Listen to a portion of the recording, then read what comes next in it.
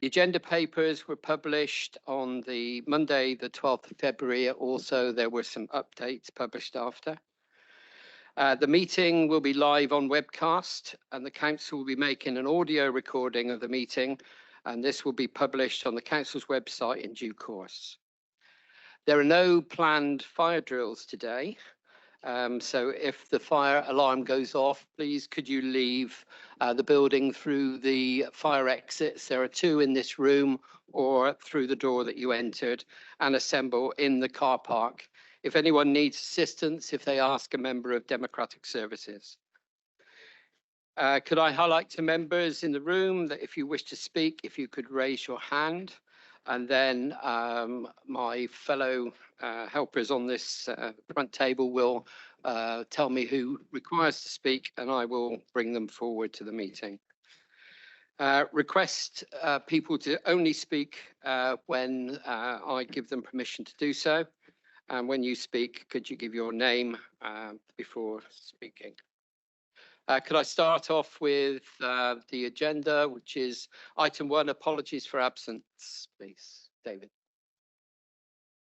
Thank you, Chair. We have apologies this morning from Councillor Susanna Hart, Councillor Wes Reid, Councillor Andy Saughton, Councillor Habib Farbahi, Councillor Helen Kay, Councillor Val Keach, Councillor Caroline Ellis, Councillor Harry Munt, and Councillor Mike Rigby. We've also received notification from Councillors Adam Dance and Adam Boyden that they will be late to the meeting. Thank you. Are there any further apologies? Yes. Lee. Chair, thank you. Councillor Lee Redmond, just to let you know, I've had a message from Councillor Hilary Bruce. She's on her way, but she'll be a little bit late, but she will be attending. Thank you. Okay, so if we move on now to item 2, minutes of, oh, sorry, Martin Dimmery. Yeah, sorry, Dave Mansell is going to be late. Okay, thank you. I think that's all now. Councillor Best, can I just inform you that I am online as we speak? Oh, thank you. Cheers, Adam.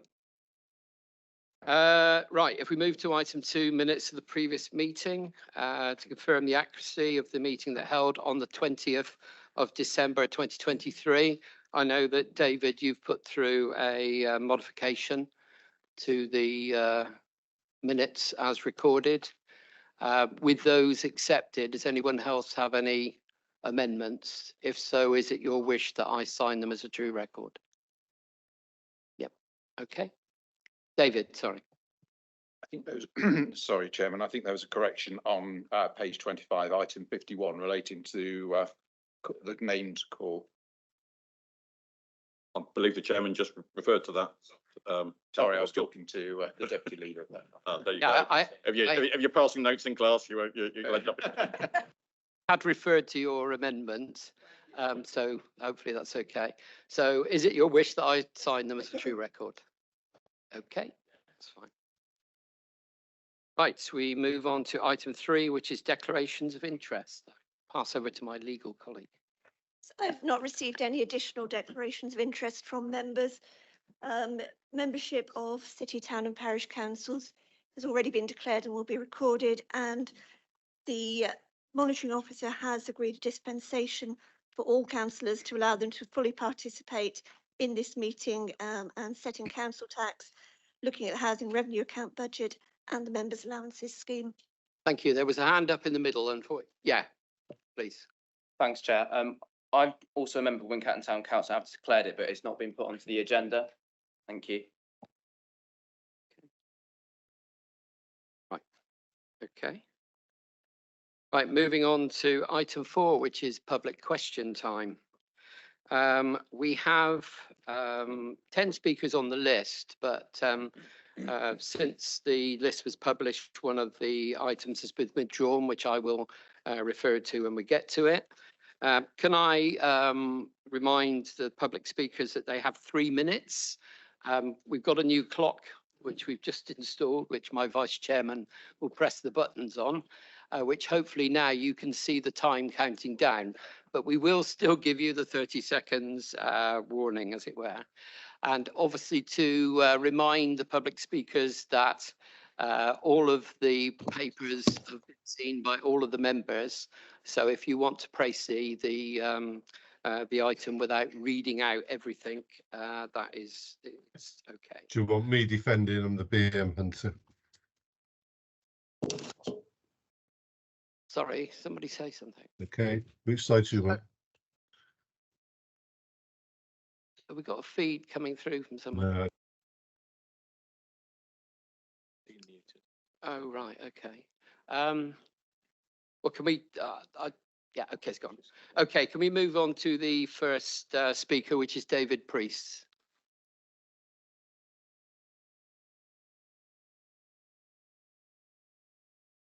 You have 3 minutes, sir, starting from when you start speaking.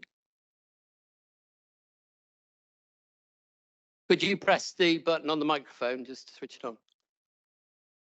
Councillors, good morning. Question 1, how can this council accept and adopt this 24-25 budget set as a balanced and achievable? Where are the authority's administration cost savings? You would note in my presse. How can you comment on that in 30 seconds? But there are several things here. Where are the savings on the Chief Executive's office and staffing levels? You know, where's the meat on the bones? All we get is projections and possibilities as to savings. Question 2. Have the details as to what else I put there. Question 2. Details of major capital projects. First announced in 21-22. How many more times is this figure going to be announced? 28.2 million. This money given by Conservative Central Office to Bridgewater for Celebration Mile and other things. £8 million wasted in Bridgewater. Supposedly discussed with residents. No, it wasn't. Contracts given out and assigned to outside bodies before even local Bridgewater Council decided a month ago to have a meeting over it to decide. Already agreed with the contractor. Question 3. So where is the new highway spending for Bridgewater in this year's budget? Roundabouts, Western Orland Road delayed by 1 year, now halfway through. Funding for 3 other roundabouts delayed, deferred. Funding for Cannon Road, Cannon Roundabout delayed, deferred. 2023, 2011, when I was councillor for 8 years, we discussed the Cannon Roundabout. Councillors, how long ago was that? Most of you were not even councillors in those days. And now here we are in 2024. I will stop there because I don't want to upset any of you. Just look, you've had a year in council. You had a year preparing for Unitary. What have you achieved? And when I look at the potential costs to this council, 2024, £777 million borrowings. 2025-26, £820 million borrowings. 2026-27, £810 million borrowings.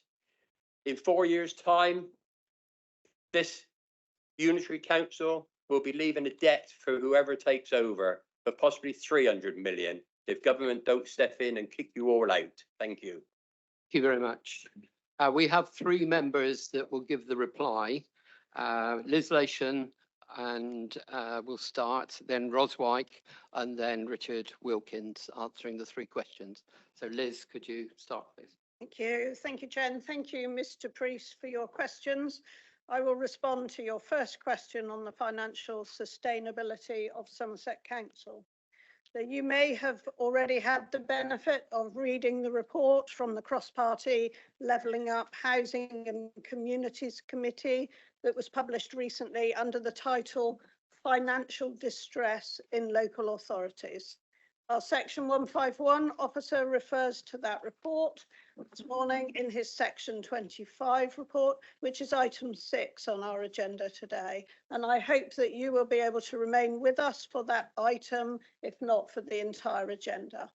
It's very clear that Somerset Council is not an outlier amongst upper tier councils, And the report includes many quotes that make it clear that the funding model is broken for local authorities, that council tax does not work as a funding mechanism for social care, and that we need a cross-party national conversation on the future of social care services and funding.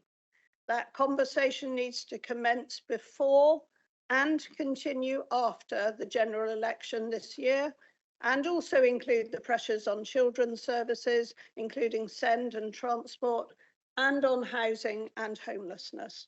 We may be one of the first councils to undergo this level of very significant transformation. You can be sure that we will not be the last. And I can assure you that the chairs of all the scrutiny committees and the chair of the audit committee will be giving their full attention to the council's progress on transformation. And in his section 25 report, our section 151 officer has committed to regular updates for members with regard to the ongoing risk of a section 114 notice. I'll hand over to my colleague, Councillor Roswijk. Thank you. Before you speak, Ros, can I ask Simon James to turn their camera off, please? Ros. Thank you, and thank you, Mr. Priest. Your comments are noted in relationship to the Celebration Mile in Bridgewater. This project has been long in the making and has undergone wide-ranging consultation over many years and received considerable support from the former district and town council, as well as the business community and members of the public. Starting with the Bridgewater vision in 2009 and ending with all matters being considered at the planning committee during 2022 across 3 planning applications. Matters related to planning for the development to East Bridgewater on the allocated strategic housing site have either been considered by the development committee in the case of Follett's Farm when resolving to grant planning permission, or for the land to the east of Bower Lane, which will be subject to discussion by the committee when presented with an application at some time in the future. Thank you. I will now hand over to my colleague, Richard Wilkins. Thank you, Mr. Priest. Your wide-ranging comments are noted. The council budget includes funding for maintenance of highways across the whole county, including Bridgewater, and maintenance will be undertaken according to need, as with any other place. Funds secured through Hinckley S106 are being spent in and around Bridgewater in accordance with the terms of the agreement. You are correct that we are changing the nature of the improvements to the Cannon Cross Rifles Junction to enable us to work within available levelling up grant from government, given cost of inflation in the construction industry. We will address key safety issues at the junction and continue to progress the other elements of the corridor programme, including the Dunball Junction improvements and active travel schemes. Thank you. Our next speaker is Martin Pates.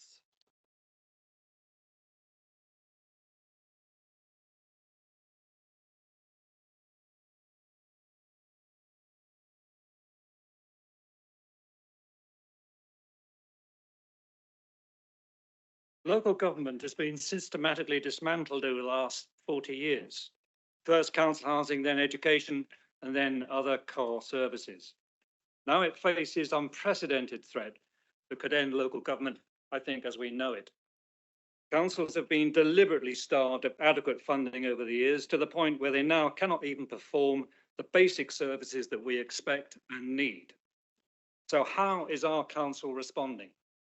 Unfortunately, the council leader set the tone in his media and council meetings. He repeatedly said he found the cuts heartbreaking. Why wasn't he angry? Very angry about it, because it's almost saying there's nothing you can do about it. This lack of outrage seemed to permeate all the council meetings that I attended. The councillors' language was more about compliance than fight, sounding as if they were winding up a private company rather than overseeing the decimation of a public service. There was no plain speaking. It was full of pseudo management rhetoric. Local government finance was not grossly inadequate, it was broken. 26% of staff to be made redundant was referred to workforce transformation and resizing of the organisation. But the council's vision for the future was very revealing. And the breathtaking example of Orwellian doublespeak is incredible. A smaller, leaner council employing fewer people, requiring fewer offices, focusing only on the unique value the authority can provide. I'll be very interested to know what the unique value is. I can't see much of it. How can any self-respecting councillor put their name to this vision? They should be ashamed of themselves. They were elected to improve people's lives, provide safe and healthy environment, and to nurture local aspirations. Haven't we the right to expect them to defend this and to fight for this on our behalf? Why is the council giving in so easily? Why isn't it being more defiant by saying to the government, enough is enough? We cannot implement these cuts you're telling us to do. The public sector is under threat in this country. Others are taking action to defend what they see as an assault on what should be a caring society. 30 seconds. Our council should stand up and take direct action and work with the trade unions and other authorities to fight this awful cut in public expenditure. So my question is, what are the consequences if the council fails to bridge the financial gap of £104 million in the year 2025 to 26? Thank you. Liz Lachlan.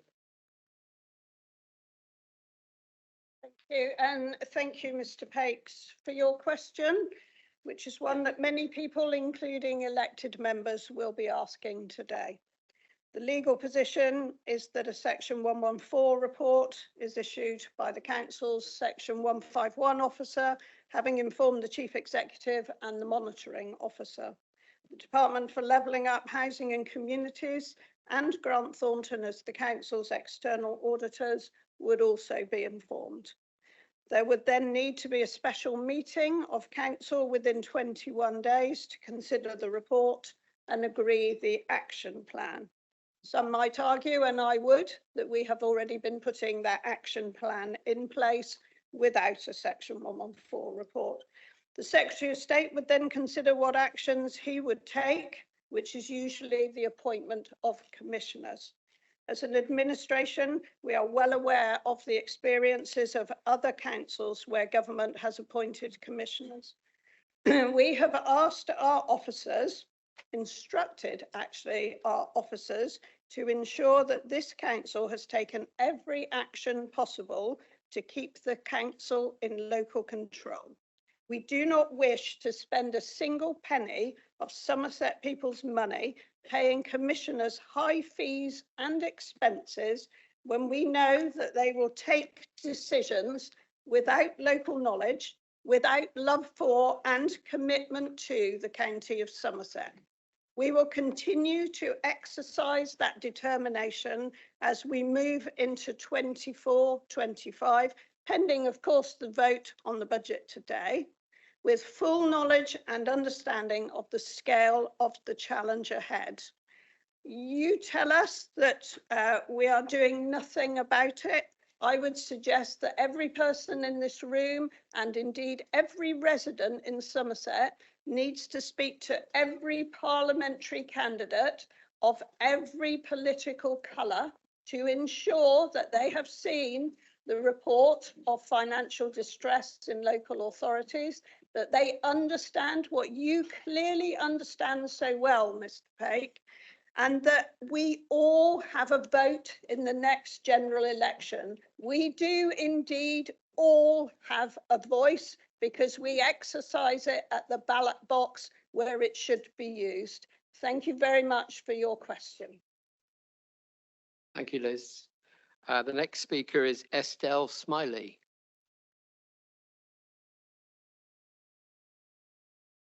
Good morning. I'm Estelle Smiley and I'm the chair of the Taunton and Wellington Labour Party. So why are we here? There are two primary reasons I see it: that the Conservatives for 5 years didn't make any incremental charges to our council tax. So it puts everybody in real stuck. The meteoric rise from the £500 to £900 per week in adult care and for looked after children. But we are where we are. What are we going to do about it? Let's be positive. How can we deal with something? Please, will you lobby national government about extending the council tax banding? It's absolutely preposterous. My friend lives in a 4-bedroom house on an estate in Taunton. She pays band F. Rees-Mogg owns an estate and he only pays 2 bands higher. Come on, let's push for it. Really mean it. We've got to update this. And those who are capital rich but revenue poor, they can apply for a rebate. It's enshrined in the law. Now, I know this bit isn't going to be the silver bullet, but how about extending the responsibilities of our hardworking traffic wardens so they can also fine for parking on pavements, littering, dog fouling? With the dramatic rise in costs for adults in care and particularly looked after children, have a concerted drive to promote adoption and fostering, which would have better outcomes for young people, help ordinary families who take up this responsibility, given that they do have a spare bedroom, which I believe we lost with a certain council, and obviously it would slash costs for the Somerset Council. So please, don't reduce opening hours for recycling centres and tips. It's false economy. It's going to increase fly tipping everywhere, particularly in the rural areas. Tourist information centre closure. It's cutting your nose off to spite your face. We must continue to promote our beautiful county. Perhaps try relocating it in stores like in Taunton, for instance, WH Smith's alongside the post office. Funding voluntary organisations realises such good value for money. Citizens' advice is critical for those in crisis, financially and emotionally. The YMCA does so much for young people and communities that they serve. The Women's Refuge, need I say more? Buses, arts, museums, leisure provide social, mental, physical well-being. Please fund accordingly for our culture and identity. I wish all of us the best of luck. And may we have a positive way forward. And by the way, any transfers of assets to town councils should be at no charge. Otherwise, taxpayers are being asked to buy their own property. Thanks for listening. Thank you very much. We have 2 members for the reply. First, Liz Lation and then Heather Shearer. Thank you, Chair, and thank you, Ms Smiley. Thank you for your helpful suggestions on raising income. It continues to be important that we examine all options for creating a sustainable budget. So I've already responded to Mr Priest referencing the all-party committee report, Financial Distress in Local Authorities. Just one quick quote from that, if I may, from the summary. A quote, "In the short term, the government must ensure that local authorities receive sufficient financial support to enable them to continue delivering the services that people need." So we are united as an administration in trying to avoid a Section 114 notice. We know that that would be much worse for the people of Somerset. And in the longer term, I completely agree with your thoughts about reform of council tax. I wholly support too your creative ideas on delivery of services, as well as giving more local control on such things as fees and charges. I also pay tribute to the bold and capable parish, town and city councils that have stepped up on devolution of assets and services. How quickly we are able to move that work forward will be of critical importance, and you will hear later today of a proposal for a reserve of 600,000 to pay overhead costs on the devolution, particularly of assets where there are, for instance, legal costs. So I would encourage you, as I have already said in answering Mr. Priest, to ensure that all parliamentary candidates understand the challenges for local councils. We need to be sure that all of the MPs who arrive in Westminster following the next general election know about the situation with local authorities before they get in their car, on the train, on the bus, because if they don't know before they're there, it will take even longer for there to be any meaningful reform. So I completely agree with you. On reform of council tax, it is a regressive tax. It fails miserably to deliver funding for social care where it's needed. Where council tax income is lower, need is generally higher. I would like to hand over to my colleague, Heather Shearer, to take the part of your question on fostering and adoption. And I would just say that we have already offered a 50% exemption on council tax for foster carers, Somerset's foster carers. I would like to go further in what we're able to offer foster carers. You're absolutely right. But I will hand over to my colleague, Heather. Thank you. Thank you, Councillor Leighton. I hope that's working, and thank you so much for your question, Ms. Smiley, particularly for asking about fostering and adoption, and making the case very clearly for the benefits of them. We recognise the need to increase the number of foster carers that we have for our children, and we've been running a national award-winning campaign for over a year now called Change a Child's Story. That's on social media, on TV and radio. We have stands at local events such as Taunton Pride. We meet people in the community to try and raise the profile of fostering. I do so myself, actually, my local parish meetings, anything I can, parish councils. It's starting to bear fruit with an anticipated rise of 5 foster carers by the end of this year. Now, this might feel like a small number, but it's in the context of national fostering crisis. It's a real gain, and we've also kept our numbers steady this year as well, which we're pleased about, but we're working hard to improve the numbers. We always need more foster carers, so anything that you can do, and anyone else in this room can do, to encourage people to apply would be really helpful too. In relation to adoption, in 2017, the government required local authorities to become part of regional adoption agencies. This meant that the recruitment and support of adopters became regionalised. The adoption agency that we're part of is led by Devon County Council. We work hard together to recruit adopters, and we are able to place children with adopters where that is the best plan for them. However, in common with fostering, there's a national decrease in people coming forward to adopt. So again, we'd be grateful for to hear any ideas that you might have that we may help the regional agency to actually improve the number of adopters. Thank you so much. Thank you.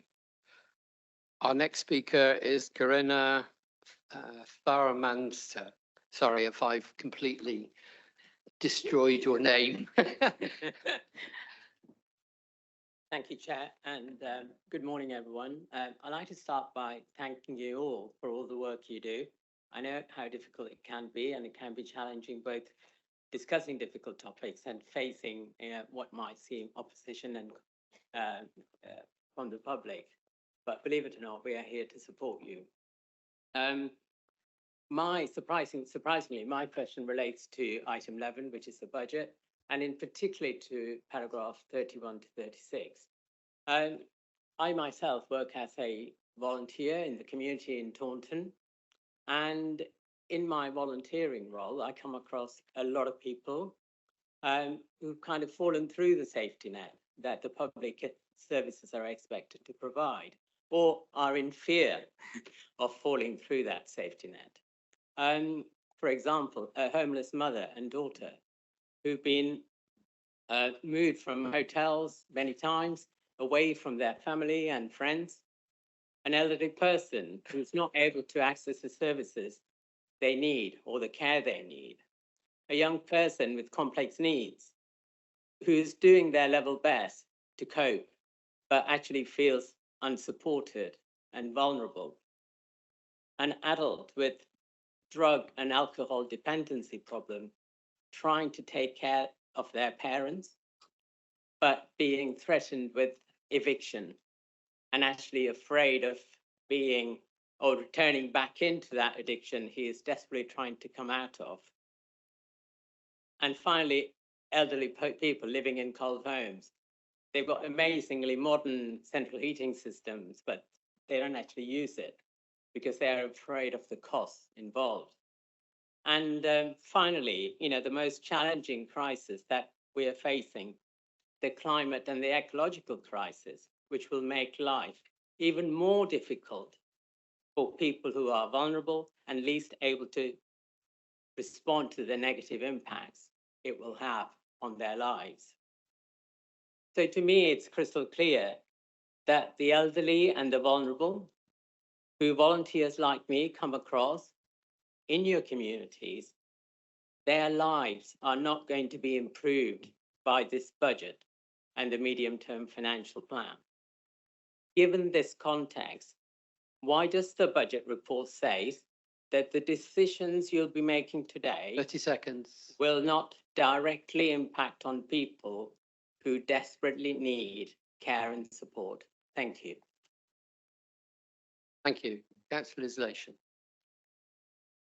Thank you very much for your considered and valuable question and for your thanks, which are very much appreciated.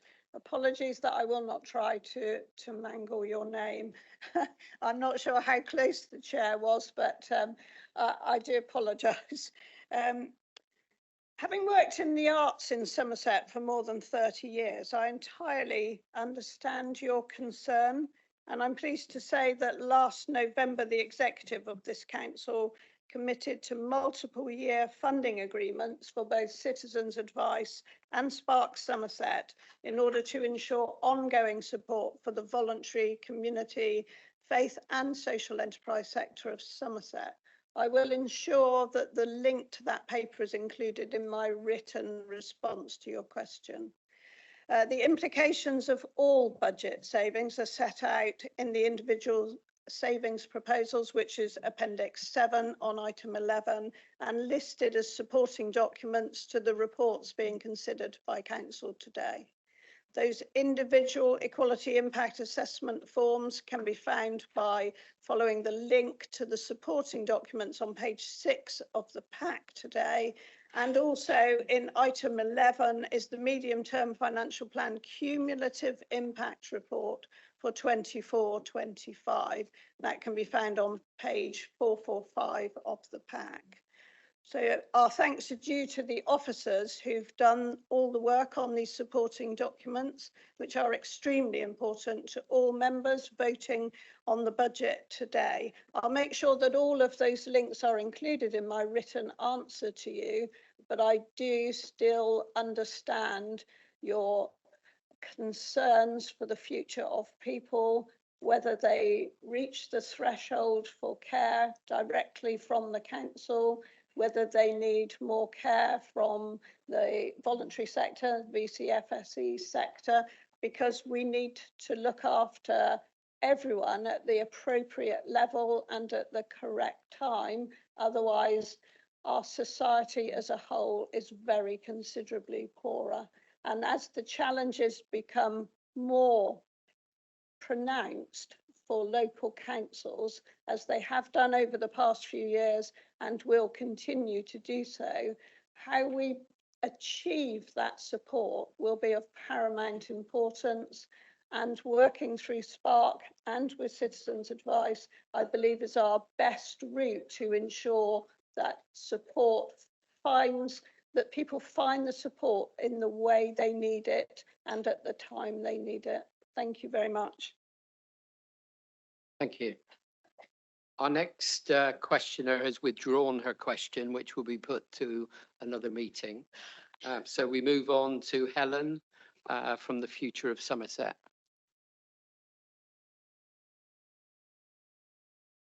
Is Helen here? Is she online?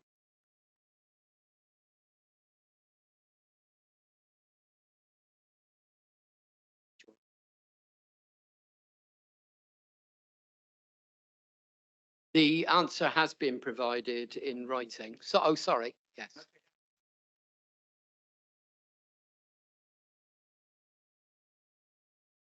No, no.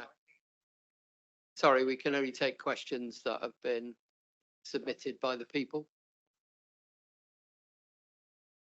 No, no, I'm afraid, sorry, sorry.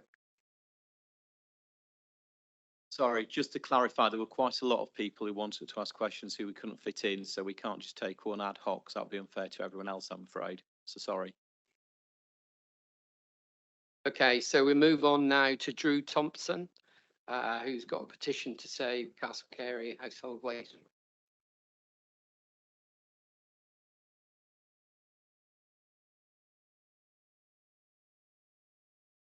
Good morning. I would like to thank the chairman, the councillors, and the member of the public for allowing me to speak today. 2 weeks ago, I was in Galhampton Village Hall coffee morning, listening to the parish councillors talking about increasing taxes. Someone mentioned they're closing the dimmer tip. What? Murmurs, raised voices. Someone stood up and said, yes, the vote's on the 20th. Concern, helplessness, anger? How could I explain the emotions in the room to the decision makers here today? This petition has 1,630 signatures opposing the closure of Castle Carey Dimmer Recycling Center. We believe this will cause a concerning gap in reasonable accessibility to the recycling in East Somerset. This closure does not promote a greener, more sustainable Somerset. I did a word cloud of the comments from the petition, the concerning theme, fly tipping. The people who signed the petition care about the beauty of the Somerset countryside, and they do not want to see it littered with trash and fly tipping. There are 40,000 trips to Dimmer each year, and increasing the driving distance will not promote a greener, more sustainable Somerset. The Environmental Protection Act 1992, Section 51 states recycling centers should be reasonably accessible. The Waste Resource and Action Program, WRAP, defines this reasonable accessibility to be 7 miles for rural areas. Reasonably accessible will be breached for the eastern part of the council if Castle Carey Dimmer is closed. I reviewed the CAP 10 proposal and the equality impact assessment. There was no requirement for sites to be reasonably accessible. Therefore, I mapped out the 7-mile catchment areas for all 16 recycling centers myself. Street and Bridgewater's 7-mile catchment radiuses are almost totally overlapped with other adjacent centers, yet they're not mentioned for closure. Either one of these sites could replace Dimmer. CAP 10 proposal focused on costs and savings, with an obvious bias against smaller and more rural recycling centers. Reasonably accessible, as stated by law, was not included in the evaluation. We urge the council to take a more holistic view of the impact of this decision and the effects on the local environment and ensuring that recycling is reasonably accessible. This will promote a greener, more sustainable Somerset. I have one question. Is this enough information to remove the Castle Carey Dimmer from the CAP 10 proposal?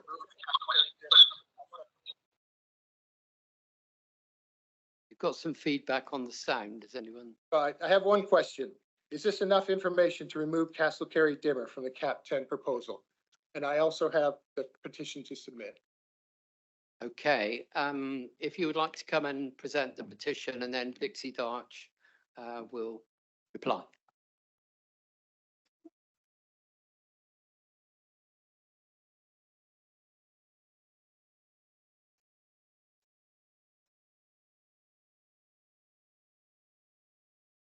Thank you for your question, Mr. Thompson. I understand your concerns and appreciate how much communities value their recycling sites as chosen by your question, as shown by your petition. I'd start by saying that Somerset's current network of 16 sites gives us the best site per household population ratio in the southwest, excluding the Isles of Scilly. Given the massive pressures on the council's finances, we have to look at savings from all services, and our recycling site network has to be part of that. The closure of any sites would have an impact on the communities they serve, but we are faced with many unpalatable decisions. It's worth noting that a third of authorities are understood to be considering site closures. Lots of councils are in a difficult position over this. It's helpful to update on the latest position. An initial proposal was modelled on the closure of 5 sites based on usage, tonnage and costs, and Castle Carey was among those identified as at risk. But as we have been clear all along, this was always subject to complicated commercial negotiations with our contractor. These negotiations are ongoing and reaching a critical stage. To reflect that the proposal has been updated and is now to make savings from recycling centres contract, this gives us flexibility to try and achieve a more favourable outcome. Until negotiations are complete, we can't rule in or out the need to consider the closure of recycling sites. If final proposals include the closure of sites, there would be consultation with the public before any decision is taken. That would, of course, include opportunities for everyone to share their views and concerns. A few words on fly tipping. Experience shows that householders rarely fly tip. It tends to be rogue traders trying to avoid commercial charges. For them, the proximity of a recycling site makes no difference. When we've closed sites in the past, we saw some limited fly tipping at the gates to sites, but this was short-lived. If we reached the stage of closing any site, this would be well advertised and alternatives publicised, along with the consequences of fly tipping. There would be focused monitoring to make sure any fly tipped waste is picked up and, where possible, enforcement action taken. As you would expect, the savings option includes some contingency to cover the cost of dealing with a certain degree of increased fly tipping, though we very much hope and expect this would not be needed. I'd like also to add a late response to the question and comment by Mr. Pakes that was made earlier, who feels that we are insufficiently angry. I'd just like to say that I may not be shouting and waving my fists, but I am very angry indeed that we find ourselves in a position to even consider closing recycling sites. Thank you. Thank you very much. Now moving on, Councillor Steve Ashton would present a petition on behalf of Crewken residents to save the Crewken Recycling Centre. Thank you, Chair. I've been asked to present a petition on behalf of Town of Crewken. We've got 1,500 signatures here. Their statement is included in the text, and I'll not repeat that or delay proceedings any further and just present you with this petition.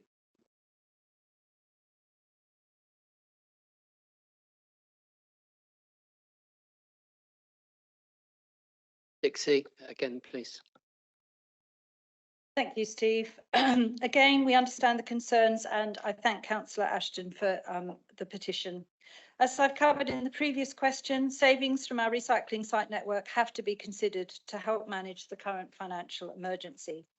The Somerset network is extensive, but we know the closure of any sites would be unpalatable and would undoubtedly affect the communities they serve. Our challenge is to find the necessary savings and to keep the impact to a minimum. Make no mistake, this will be very difficult. Until commercial negotiations are complete, we cannot rule in or rule out the need to consider any closures, but please be assured that if a final proposal includes the closure of sites, there would be consultation with the public before any decision is taken. Thank you. Our next question comes from Robert Holmes and has asked the monitoring officer to read it out, please.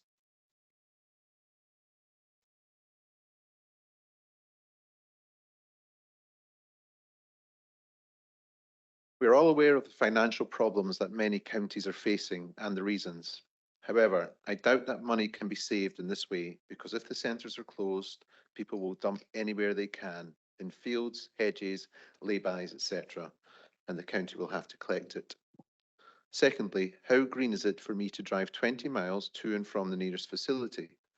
I would simply say that although economies are necessary, this measure could backfire in that not a few people will throw their rubbish into hedges, lay-bys and elsewhere, thus needing a recycling crew to remove it. Secondly, a trip to the nearest centre is a 20-mile round trip, hardly a greening measure. Okay, Dixie to reply again, please. Dixie. Thank you for the question, Mr. Holmes.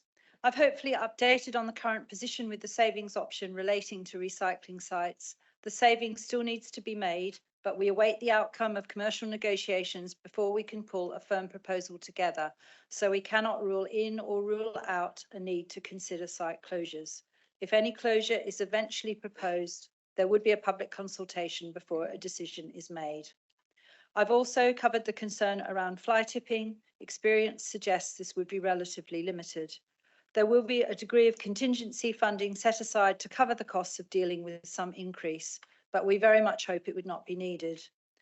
Longer journeys to a recycling site would be an inevitable consequence of any closure were that to happen. That is the harsh reality, and that is why any closure would be deeply unpalatable.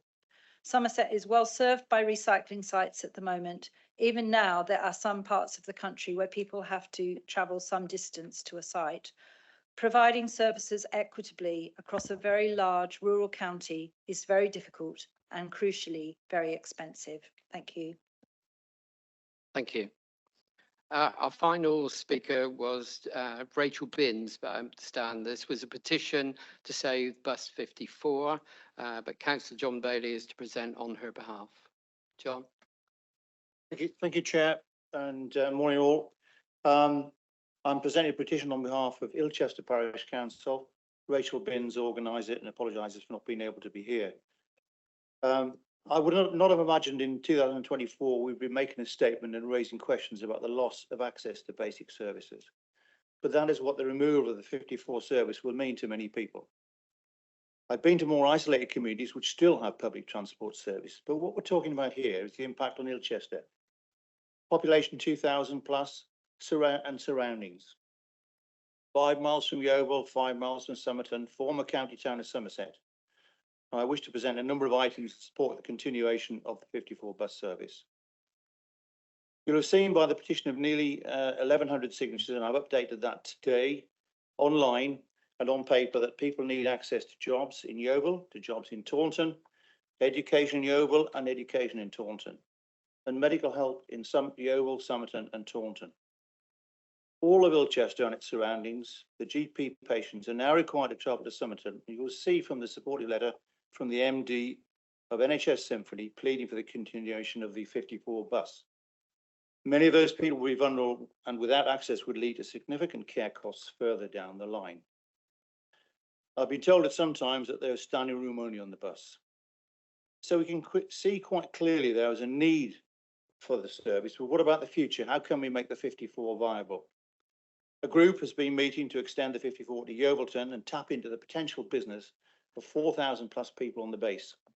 You will see from the attached letter, and I correct my statement, is the 2IC of Yeovilton, that a small extension to the 54 route would help, firstly, to bring people to and from work at the base. Engineers who work closely with Leonardo Westlands moving in both directions. It would improve access to visitors to the RNS Museum and make a market of 4,000 people available for the local economy. It would also reduce the number of car journeys, currently estimated about 1 million per year. This group has been meeting to make this happen and involves the base itself, Chamber of Commerce, Somerset Council, First Bus and Bus Support Partnership. So the future looks bright for the 54, both as a public service and as a commercially viable public transport system for the future.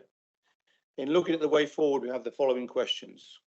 How can the 54 continue to provide a vital local service to give the time to build while the commercial viability is reviewed? And 10B, how can we build a sustainable transport network for Ilchester and surroundings, including a mix, as in other areas, of, for example, DRT and volunteer cars? We look forward to a positive response and the continuation of the 54 service. I have the paper elements of the petition here, which I'll bring to the front table, and the rest are online, if that's okay with you, Chair. Yes, that's fine.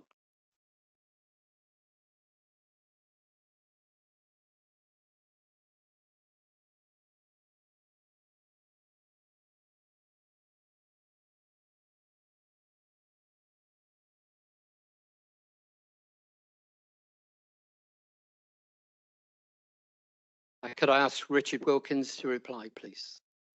Thank you, Chair. And thank you for your comments and your support for this important bus service. Like you, I'm extremely concerned about the potential impact on the people of Somerset if the services ceases. I've been working closely with the bus operators to consider the best way of keeping services going, given that they are providing difficult to run on a wholly commercial basis. We have been running a campaign over the last year with the support of the Somerset Bus Partnership, who have worked tirelessly to encourage more people to use the bus and help make it become financially sustainable. Unfortunately, patronage is still falling short of what we need for a self-sustaining service. It is good to see conversations happening with local businesses for the possible extension to this route. And I'm urging the operator to aim to the services for more people and grow the passenger base, rather than retract the services in response to commercial challenges. We are working rapidly with the operator on detailed proposals for the 54, including considering how we can provide support from our limited grant from government. And for your second question, we will be undertaking a review of the bus services across the county with the bus operators during the coming year, and will consider the issue as part of that work. Thank you. And Thank you, Richard. to say that we're all trying our best to support bus services and everything that goes with them. Thank you. That concludes the list of speakers. Yes, Mandy. Apologies for the interruption, Chair. Just a quick point of order. On page 15, there's a written response to a question that wasn't read. And it says in it of Councillor White that when I was an opposition member at Sedgemoor District Council, I was against this investment. To my knowledge, Councillor White was not on Sedgemoor District Council. It would just be helpful because this is a contentious. Yeah, okay, for clarification. For clarification, I don't know why that's got Councillor Wake's. I can't imagine why anyone would confuse us.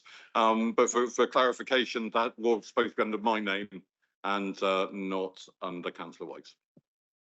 Thank you. If we could just have that amended, I think, because it is a public record. Okay, and that will be coming obviously to another meeting. Okay.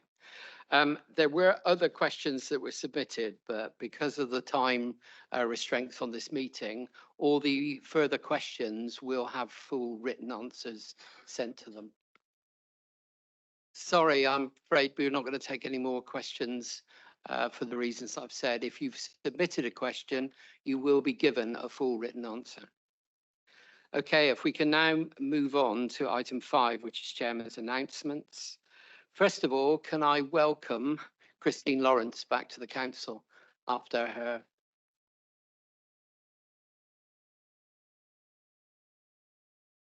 welcome back, Christine, and it's very nice to see you here at council again. Okay. Thank you. The list of appointments that myself and my vice chairman were on page 35, and obviously if there are any questions, please do ask them. I'd like to draw attention to one in particular. On the 6th of February, I brought together the last remaining aldermen from the 5 councils. I brought them together and we've actually brought them into the Somerset Council fold. And I'm really pleased to welcome today 3 of those gentlemen who are now here at this meeting. So welcome. I now have to read, it's with great sadness that I have to reflect on the passing of Alan Gloak and Dean Ruddle since our last meeting. Alan Gloak passed away on the 29th of December, and I attended on behalf of this council his Thanksgiving service on Friday the 16th February at St John's Church in Glastonbury. And I'd like to read now part of the text that was on his order of service. Alan was Freeman of the City of London and Glastonbury, Honorary Alderman of Somerset County Council, past chairman of Somerset County Council and mayor of Glastonbury. I'll just read for background. He first started playing around in local politics at the age of 15 and first stood for Croydon Council in 1964 as a Conservative, then for the GLC as an independent in Kensington, a by-election, in the mid-70s for Royal Borough of Kensington and Chelsea, and in the early 70s also as an independent. Joined the Liberal Party in 1976 and was eventually elected in 1995 as a Liberal Democrat town councillor for Glastonbury and a district councillor on Mendip District Council for Glastonbury.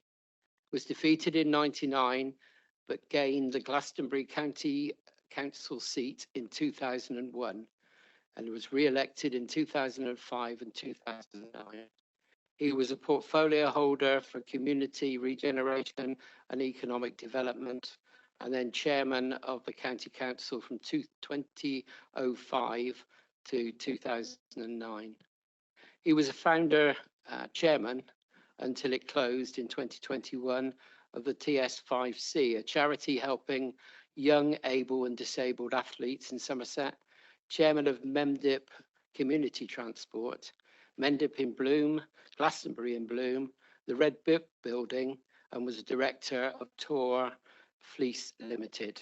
He was awarded the MBE in 2010 for services to the County Council.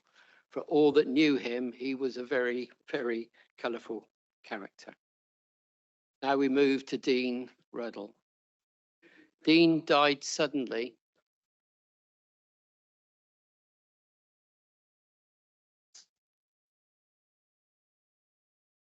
Thank you. Dean Ruddle. Dean died suddenly on Friday, the 5th of January, and I attended his Thanksgiving service at Edgar Hall in Somerton on the 1st of February. At a packed funeral earlier, people lined the streets to say farewell to a man they knew quite simply as Mr. Somerton. He sat on Somerton Town Council for more than 10 years and was chair of the Town Council when he passed. Dean served on South Somerset District Council, representing Wessex Ward, sitting on Area North Committee, where he was vice chairman from 2015 to 16. In February 22, he also became a member of the Regulation Committee. Dean was elected to the former Somerset County Council in 2013 to represent Somerton Division and was re-elected in 2017 and again in 2022. During his time at the County Council, he served as Chair of Audit and a member of the Regulation Committee and Scrutiny Committees. When the new Somerset Council came in, Dean was made lead member for adult social care, which he worked on until his passing. Dean worked tirelessly for the community of Somerton, and that dedication continued into his positions that he held on each of the councils, and not forgetting the love of his family life. He truly will be missed. Flags today will be lowered at half-mast on all of our council buildings as a mark of respect. And I now ask you to rise with me for a minute's silence.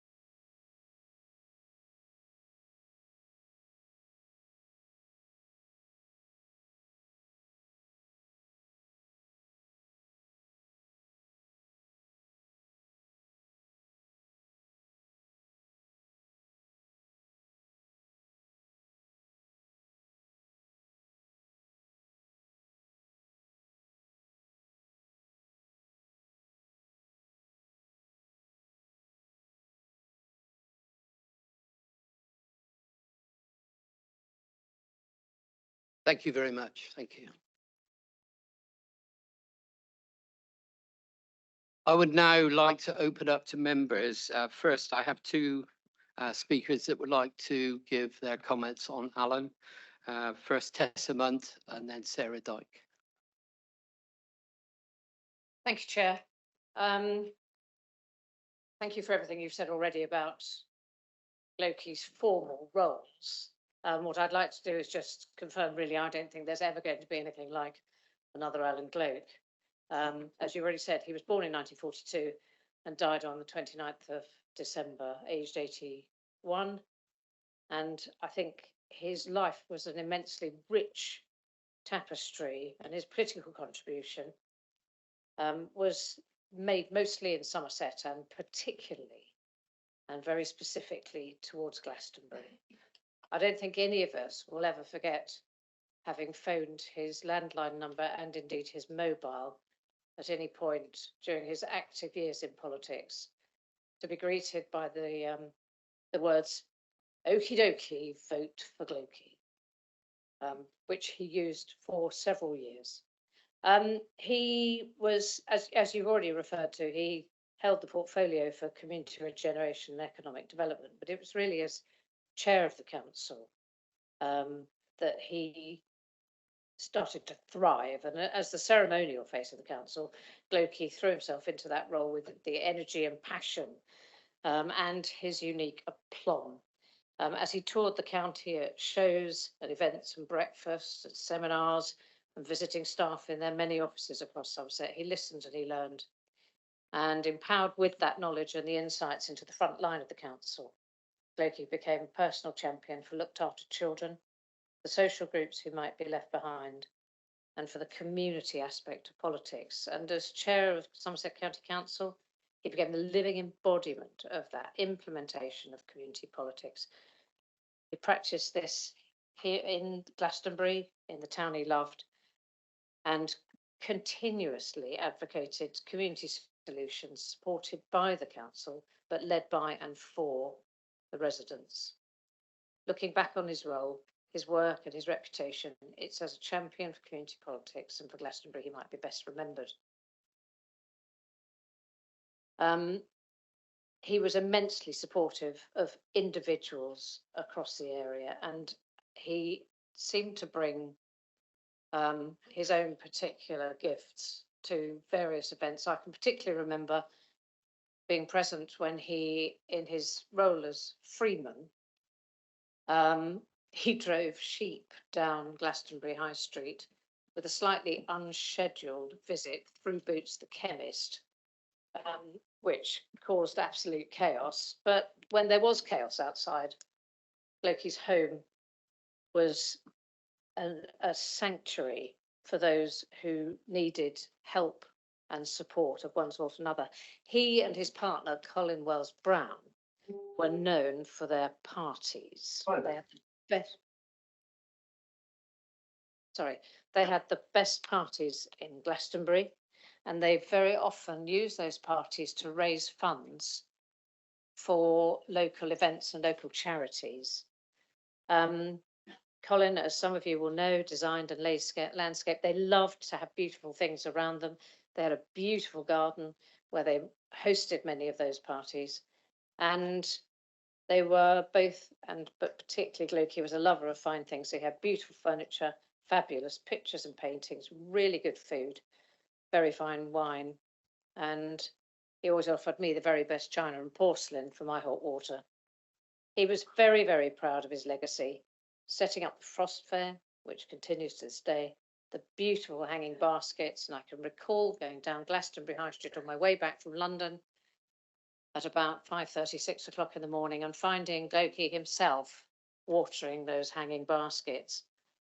And he was so proud of his charity work for young athletes of all abilities, and his work as chair of Mendip Community Transport.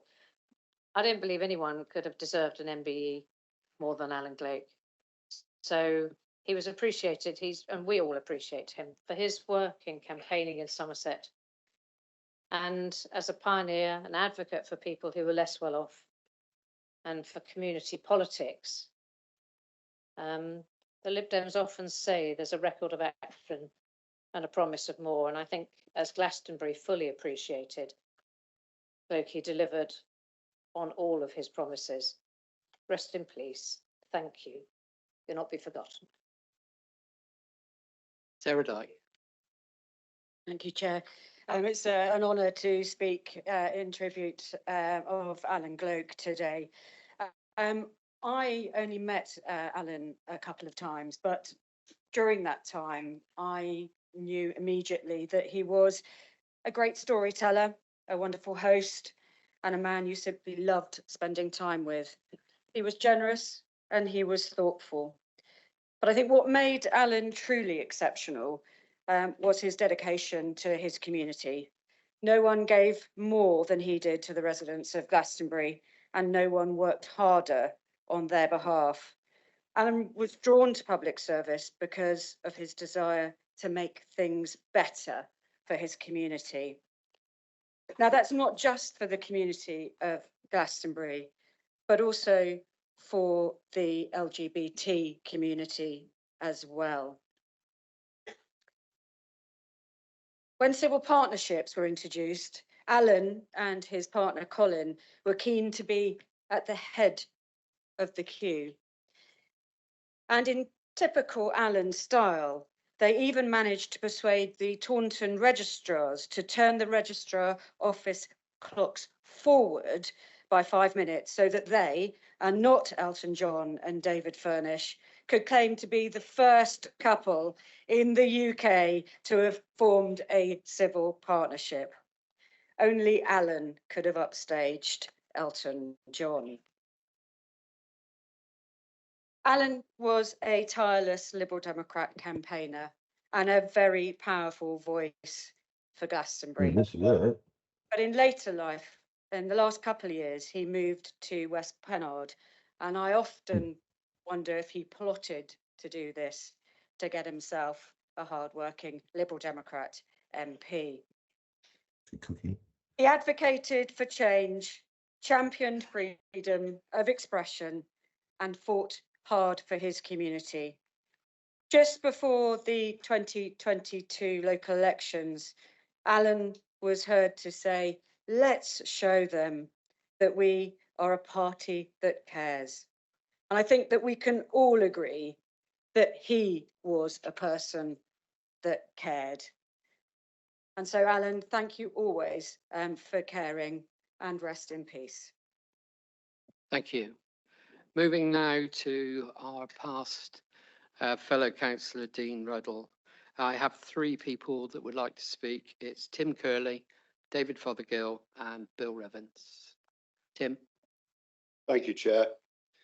Dean was not just a colleague, but a mentor and a great friend. His kindness, knowledge, and generosity of spirit have been a great example for me. We were both dyslexic, and with a shared education, we were able to relate to one another and nurtured a genuinely symbiotic relationship where we would bounce ideas from one to the other. Dean really was one in a million and the best possible co-councillor imaginable. Our relationship did not, however, start that way.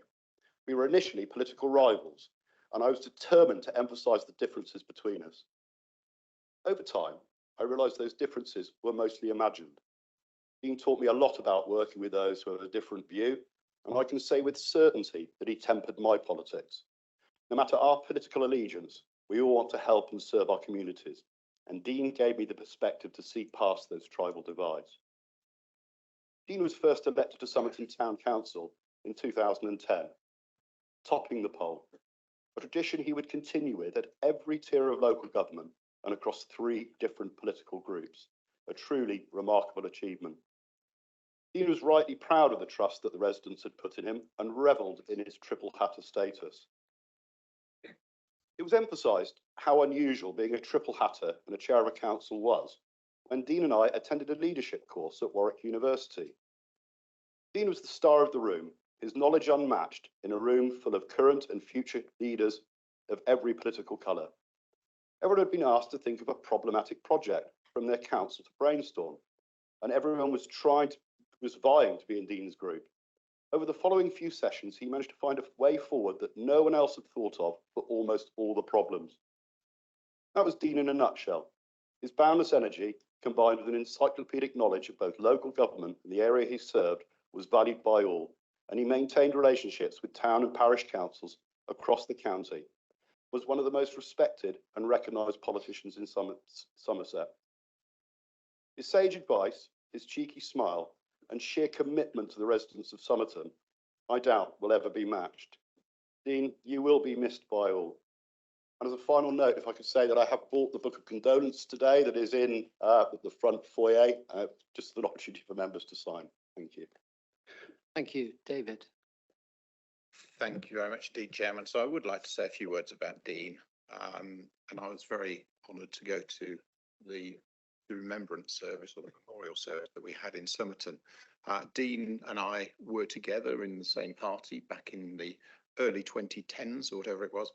And therefore, I feel it's appropriate that I should pay respect. Dean was one of those people who had boundless energy. He must have put new batteries in every morning.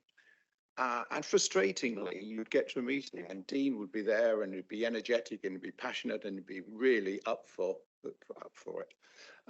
And it was a remarkable character, I've got to say, we had our differences, and the differences were that we parted ways. But you know, Dean never held that against me, and I never held that against him. And even in recent weeks, we've shared coffee together to talk through his role in adult social care, because I was keen to support him and he was keen to learn. So he will be missed. He was highly respected by whichever party he represented. To Dean, politics never actually came into it. He just wanted to serve people in Somerton.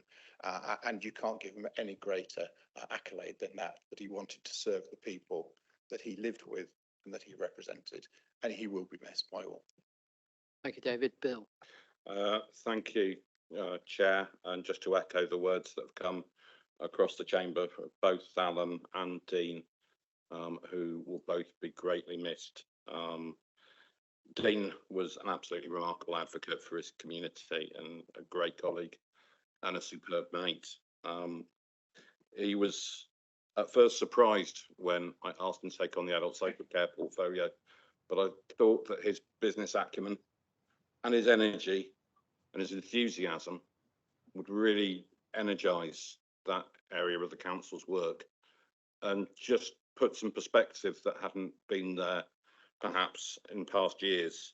And he absolutely took that role on with huge dedication and compassion for the residents of Somerset, who are most in need of our support.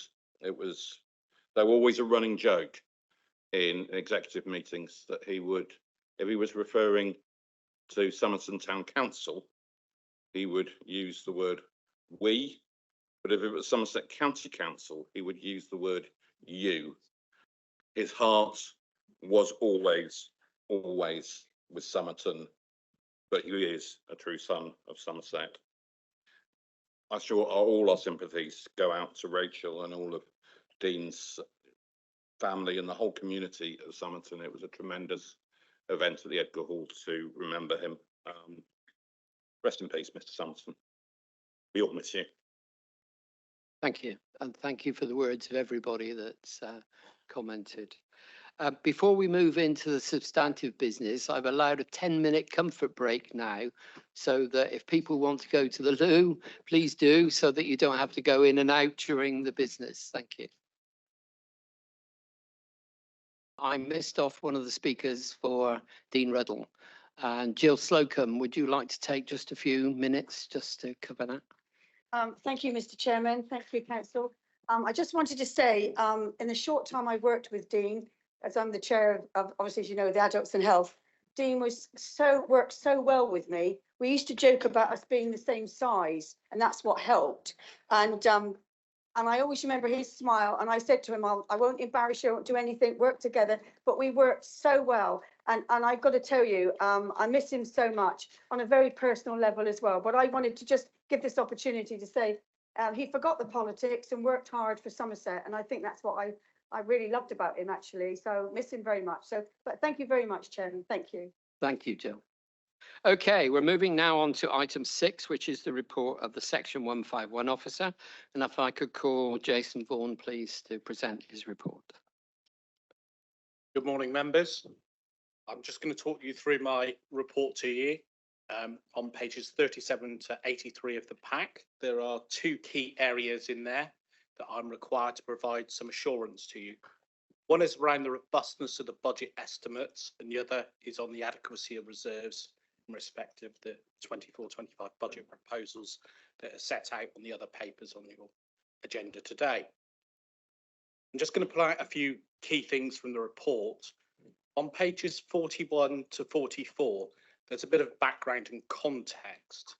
I think it's widely known that the situation that the council faces is financially challenging. Our costs are increasing quicker than our funding, and that is therefore putting pressure on our level of reserves. The Deluxe Select Committee recognised the sector-wide challenges, but there is no doubt that Somerset's towards the front end of the queue of those authorities in financial distress. I'm going to turn now to the robustness of the budget estimates on page 44 to 53 and just pull out a couple of the key items. On page 44, in terms of the robustness of the estimates, it's really important that we pick up the known variances from our latest budget monitoring report. The adults figure in month 9 is showing an adverse variance of £14.9 million.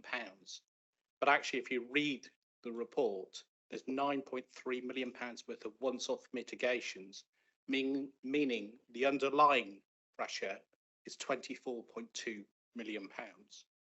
Within children's, the projected overspend is £15.3 million. So the budget estimates for 24-25 need to take account of both of those. On page 45, you'll see on business rates, another key income source for the council at £128 million. We have updated those estimates. We've used LG Futures to review those. They have been used by all the predecessor authorities in Somerset as part of the business rate pool that was in place. And we have also reviewed and updated the provision in respect of business rates appeals. On page 45, the adults budget has been a key area of focus. In February 23, back in this meeting when you set the current year's budget, we were predicting for the 24-25, so the coming year budget, that there would be pressures in the adults budget of £40.5 million. When you add in what we're seeing in the month 9 figure, the 24.2, that is £64.7 million worth of pressures from those areas coming through. And that is reflected in the budget estimates you've got before you today. The demand model for adults has been updated, and I would say been done in more detail than ever before.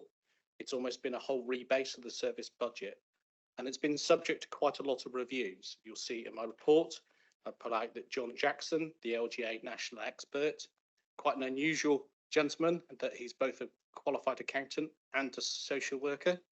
Quite sure how that works personally, but there you go. We've also used Peter Robinson, an experienced Section 151 officer from PWLB Consultancy, who's been involved in Northampton and Slough, and also Newton Europe, who are recognised as national leads as well. If I turn on to children's, again, we've updated our demand modelling here around placements, and there's been deep dives into the children's figures using People 2. In terms of the commercial investment portfolio, JLL advising the council and the investment subcommittee, we've adjusted the budget and the medium-term financial plan based on their advice. On page 50, you'll see the HRA budget and the work that's been done around providing assurance on that. Well, Altair coming in and challenging the budget and the underlying assumptions.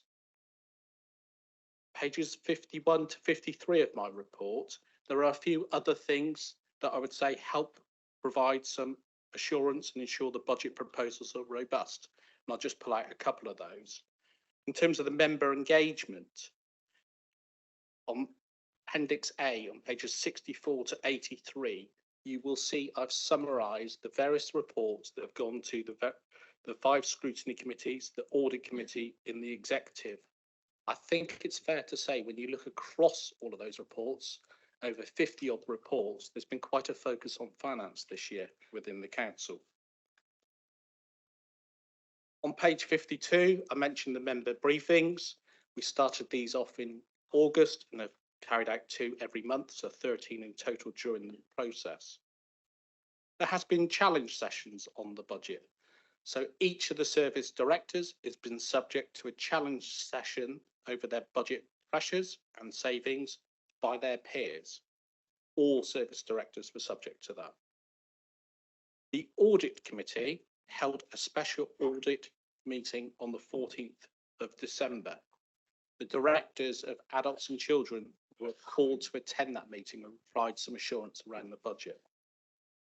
On page 53, you'll see the scrutiny workshop and the scrutiny committee reviewing the draft budget proposals.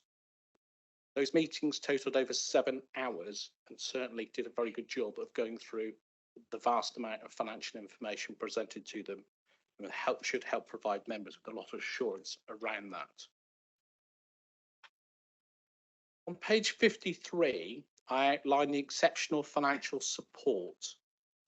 So this is provided from DLUC to the council. And in the budget report, there are a couple of appendices. Appendix 13, you'll have the latest letter from DLUC. And on Appendix 17, you'll have the revised application in terms of the capitalisation direction. We are expecting a decision on that sometime the end of March.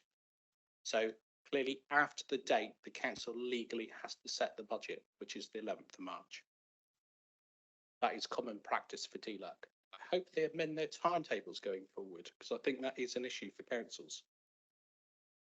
In the provisional finance settlement, DLUC set out that councils in financial distress needing support could apply for additional council tax. This council made that request.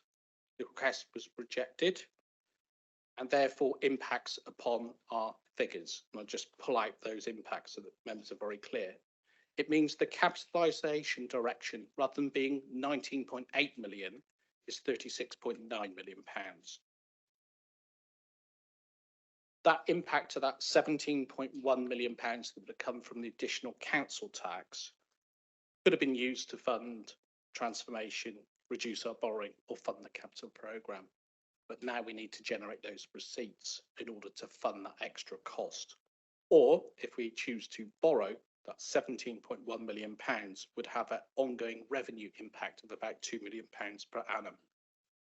It also increases the budget gap for 24-25 to just under 104 million pounds, and I'll return to that in a minute. We'll move on now to the adequacy of reserves on page 55. In paragraph 64, I summarised the results of the reviews that have taken place as we brought the 5 council reserves into one. And the table there summarises, and the graph below shows the ongoing use of reserves and how they are impacted. Now, good financial management says that you should review both your level of reserves each year. That's both the minimum and the maximum. I've done that in the report, suggesting on page 57, in paragraph 67, that the range should be minimum level of reserves of £30 million.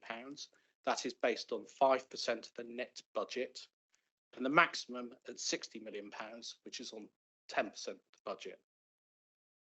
On paragraph 68, you will see that based upon the latest budget monitoring, general reserves remain above the minimum level. I've also set out on page 59 the high-level medium-term financial forecast for the next 5 years. And I've covered some issues around potential section 114 here. Paragraph 83 sets out the forecast dedicated schools grant, and some work has recently been done in updating those figures. Indeed, we submitted revised figures yesterday. So slightly lower figures, but in the same sort of realms. The table at the bottom of page 59 and top of page 60 brings all of those reserves positions together. Key table I really want to draw members' attention to is on page 60 in paragraph 85. This shows two things. It shows in the current coming year, 24-25, there is an excess of reserves over the budget gap. Therefore, even without the capitalisation direction, the council can set a legally balanced budget for the coming year. It also shows for 25-26 that the forecast budget gap of £103.9 million is in excess of the forecast level of reserves. If that position turned out to be true, once we've updated all the forecasts, then that would trigger a section 114, because clearly your budget gap exceeds your available resources.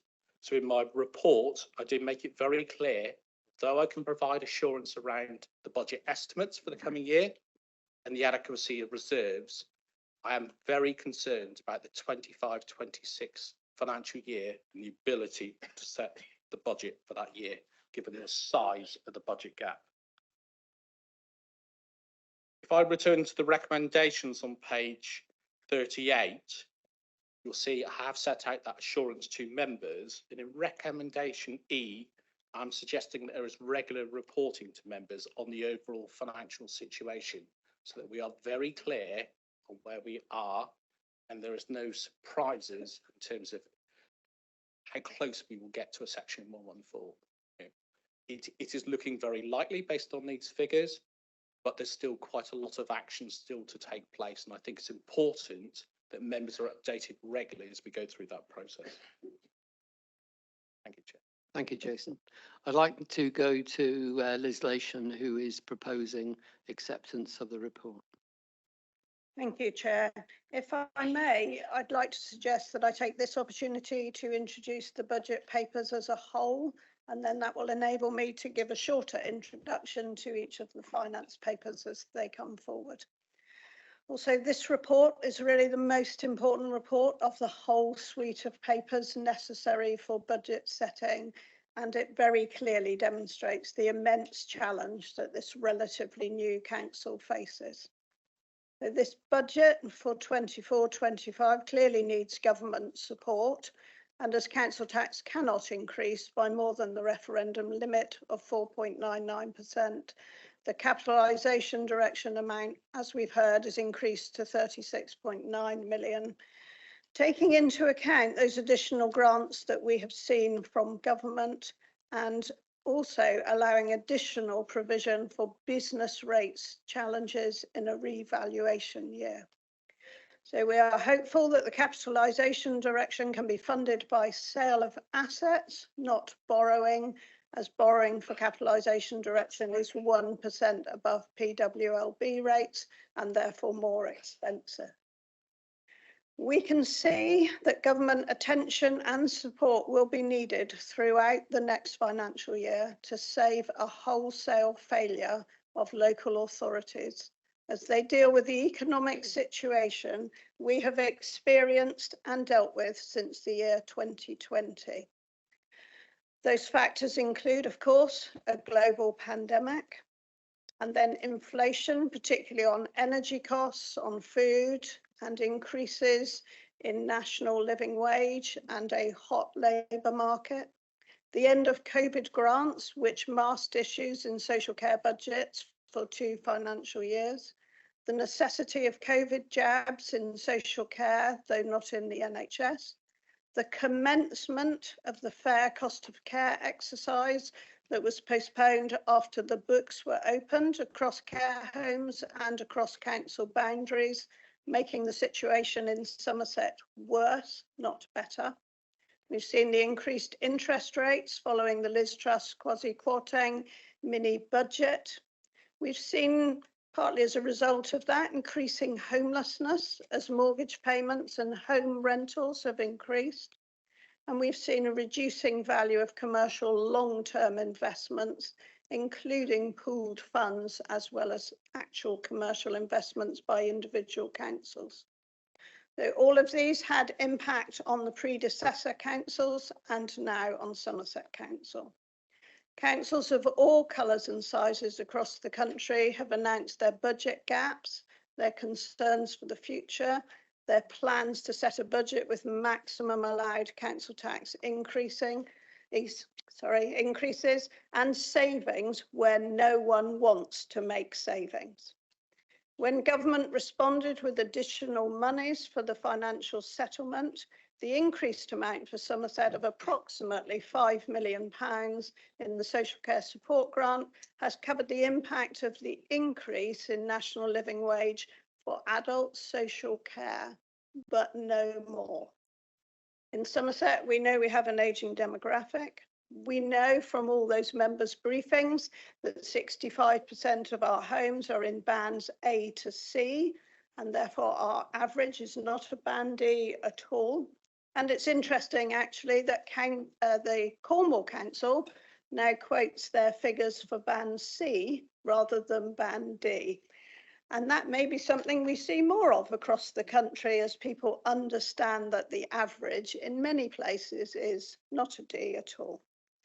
So it's important to say, and my colleague, Councillor Butt-Phillip, will say later, that the local government reorganisation savings are on track, but the One Somerset business case was written in a different time and has already been superseded. So from item 17B of our agenda today, you will hear Councillor Butt-Phillip say that 18.5 million was anticipated as a saving per year after 2 years of operation of the new council.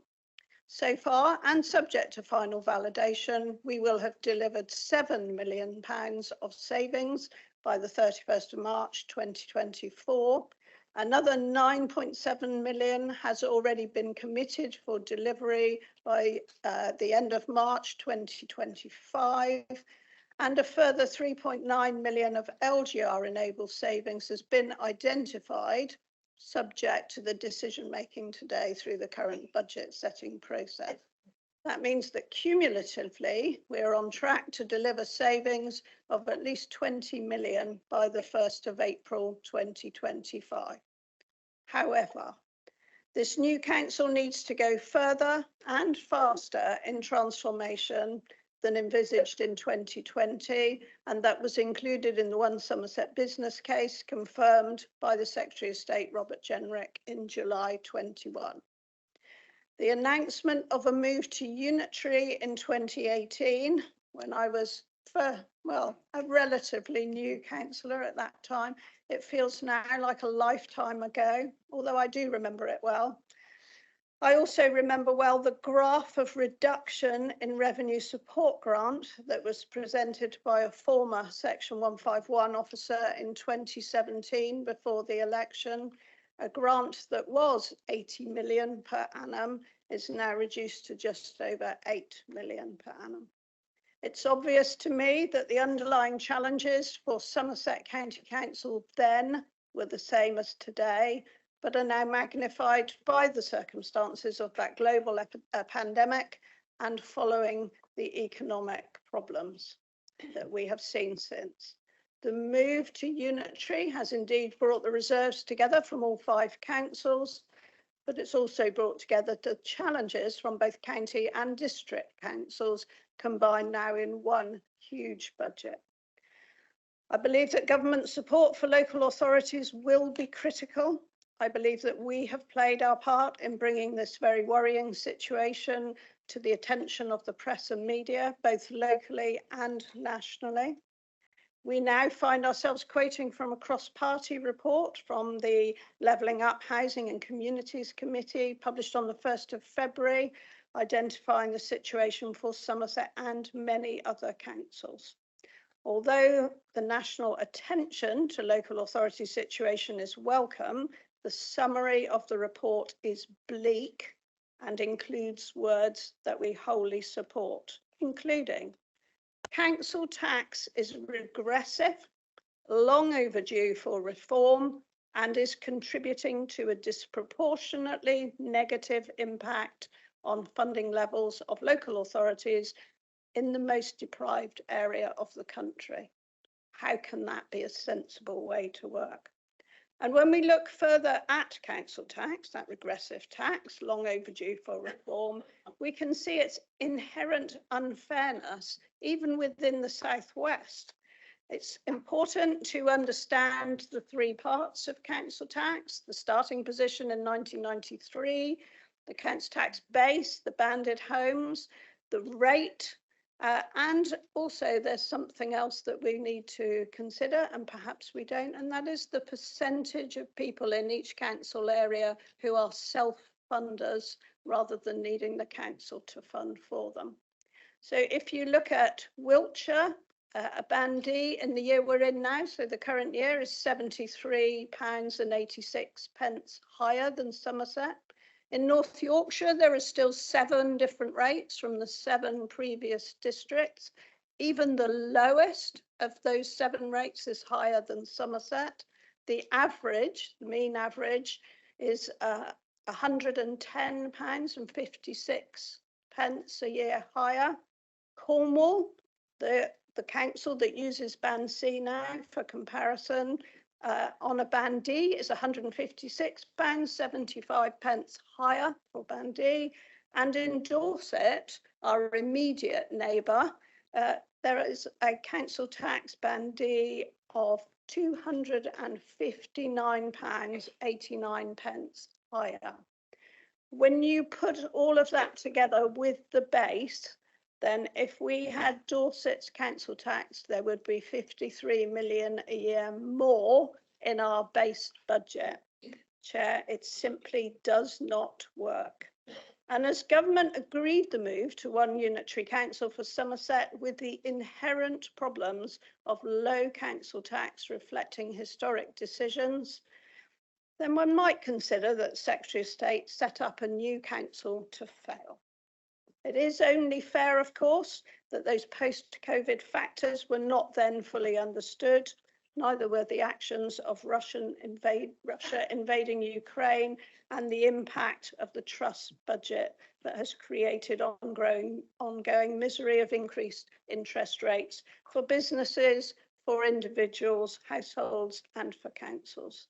I should thank Chair, the team that is led by Jason Vaughan, our Section 151 officer, and the entire finance team and executive leadership team who have made it possible for us to bring forward a balanced budget today. I know it is not the budget any of us would wish to present, but it is a budget and it is a balanced budget.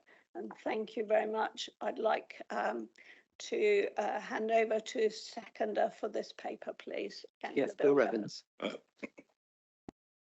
Thank you to formally second the proposal and reserve the right to speak, Chair. Thank you. Thank you. I've got 2 Mike Hewitson, followed by Gwyl Wren. I've got so far. Thank you, Chair. Members, as Chair of Somerset Council's Audit Committee, I'm compelled to rise. My role is independent of the administration, and my committee exists to provide an independent and high-level focus on the adequacy of governance, risk and control arrangements within the council. Today we will debate and ultimately, I hope, pass a budget for Somerset for 24-25. The scale of the challenge to get to this point has been immense, with budgetary pressures of 104 million, which is more than 20% of the council's revenue budget. I would like to give particular thanks to Councillor Lation and to our finance team, headed by our Section 151 officer, Jason Vaughan. Members, it is incumbent upon me to reflect a number of key concerns about where we are today, the direction of travel, and the ultimate destination to which we are headed. But without a change of circumstances, there can be no doubt for any member that the likelihood of this authority needing to issue a Section 114 notice in subsequent years remains extremely high. Our Section 151 officer has set out in his Section 25 report the salient detail, but it is worth a moment to reiterate the key points. Within 5 years, the council will have to face a further 200 million in budgetary pressures, which is 40% of our revenue budget. Many of the pressures the authority has no control over. The shortfall in the dedicated schools grant will be 96.2 million by 25-26. We will be close to the council having income of less than the total amount of statutory spend. Let me say that again. We will be mandated to spend money that we simply do not have. The long-term trends in adults and children's services have been apparent for more than 10 years, since the Barnet Council produced its infamous graph of doom. The financial ticking time bomb has gone off. At the point that statutory services overtake our income, the council will have no option other than to issue a Section 114 notice. No matter how good our cost management or governance arrangements are, the demographics and shifting pattern of demand on services is inexorable. While the council is able to bridge the shortfall in its finances for this year, many of the measures taken are non-recurring. We can only sell an asset once. We can only spend each pound of reserves once. £19.9 million of service savings are non-recurring one-offs, which cannot be replicated in future years. The Department of Housing, Levelling Up and Communities commissioned a report showing the shortfall in local authority funding will reach £4 billion over the next 2 years. This is unsustainable. The decision of the same department to refuse a reasonable and much needed request to increase council tax only delays the inevitable correction which will be required in council tax. Somerset has an unsustainably low council tax and is 49th out of 63 unitary councils. Commissioners could well seek a very large increase in council tax for which there will be no say to Somerset residents. Temporary use of capitalisation directions or capital receipts flexibility will buy the council some time to enact a transformation programme to reduce running costs across all services. I'm certain that the Audit Committee will seek assurances from the senior leadership team that this programme can unlock those savings and the new ways of working at the required pace and scale.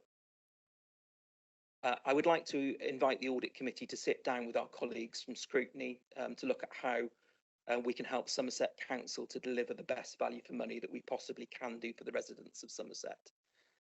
At this point, I would like to put on record my thanks to the members of my committee who have been working exceptionally hard this year. In a normal year, we would see 2 sets of accounts, but by the end of 23-24, we will have signed off 10 sets of accounts. There are currently 33 sets of accounts signed off in the whole of the UK. We have 3 of them. At county level, there are only 3 sets of signed off accounts, and we are one of them. The reason that this is important is that it provides our finance team with the certainty about our opening balances for the subsequent financial year, gives them clarity. And number 2, it closes potential risk for the authority. Members, I'm sorry to be the harbinger of doom. I cannot say when we will cross the event horizon, the point from which no light can escape the black hole of local government finance. To avoid a Section 114 notice, we need the government of whatever colour to take urgent action to reduce unfunded mandates and to introduce or enable new revenue. This is not a party political message, but a sincere statement based on the evidence in front of us. Thank you. Will Wren.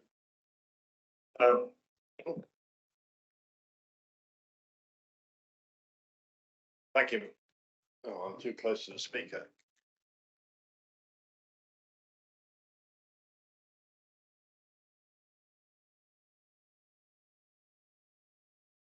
Okay, thank you, Mr. Chairman.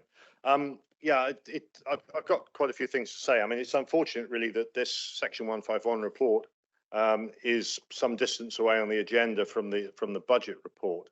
So I will have to separate what I'm going to say. Specifically to the Section 25 report, I mean, it is clear that it is our duty to set a balanced budget. But the question I ask is, actually, can we? I mean, we've just heard from the chair of the Audit Committee that things are pretty parlous. And the other thing is that the Section 25 report seems to be relying on the letter from DLUC, which to me is pretty tenuous. It says, I can assure you that the government will continue to work closely with council officers to find a way forward, i.e. by supporting the council to set a balanced budget for 24-25. I mean, I have to say, it doesn't sound like a ringing endorsement to me. And even if we get there next year and we balance the budget, where do we go from there? I mean, you know, we're teetering on the brink. There's £100 million which the government is generously allowing us to keep off the books anyway, so it doesn't make it look even worse. The decision to refuse the council tax increase to me was perverse, and it is indicative of possibly a direction of travel in Westminster that we would not appreciate. The capitalisation direction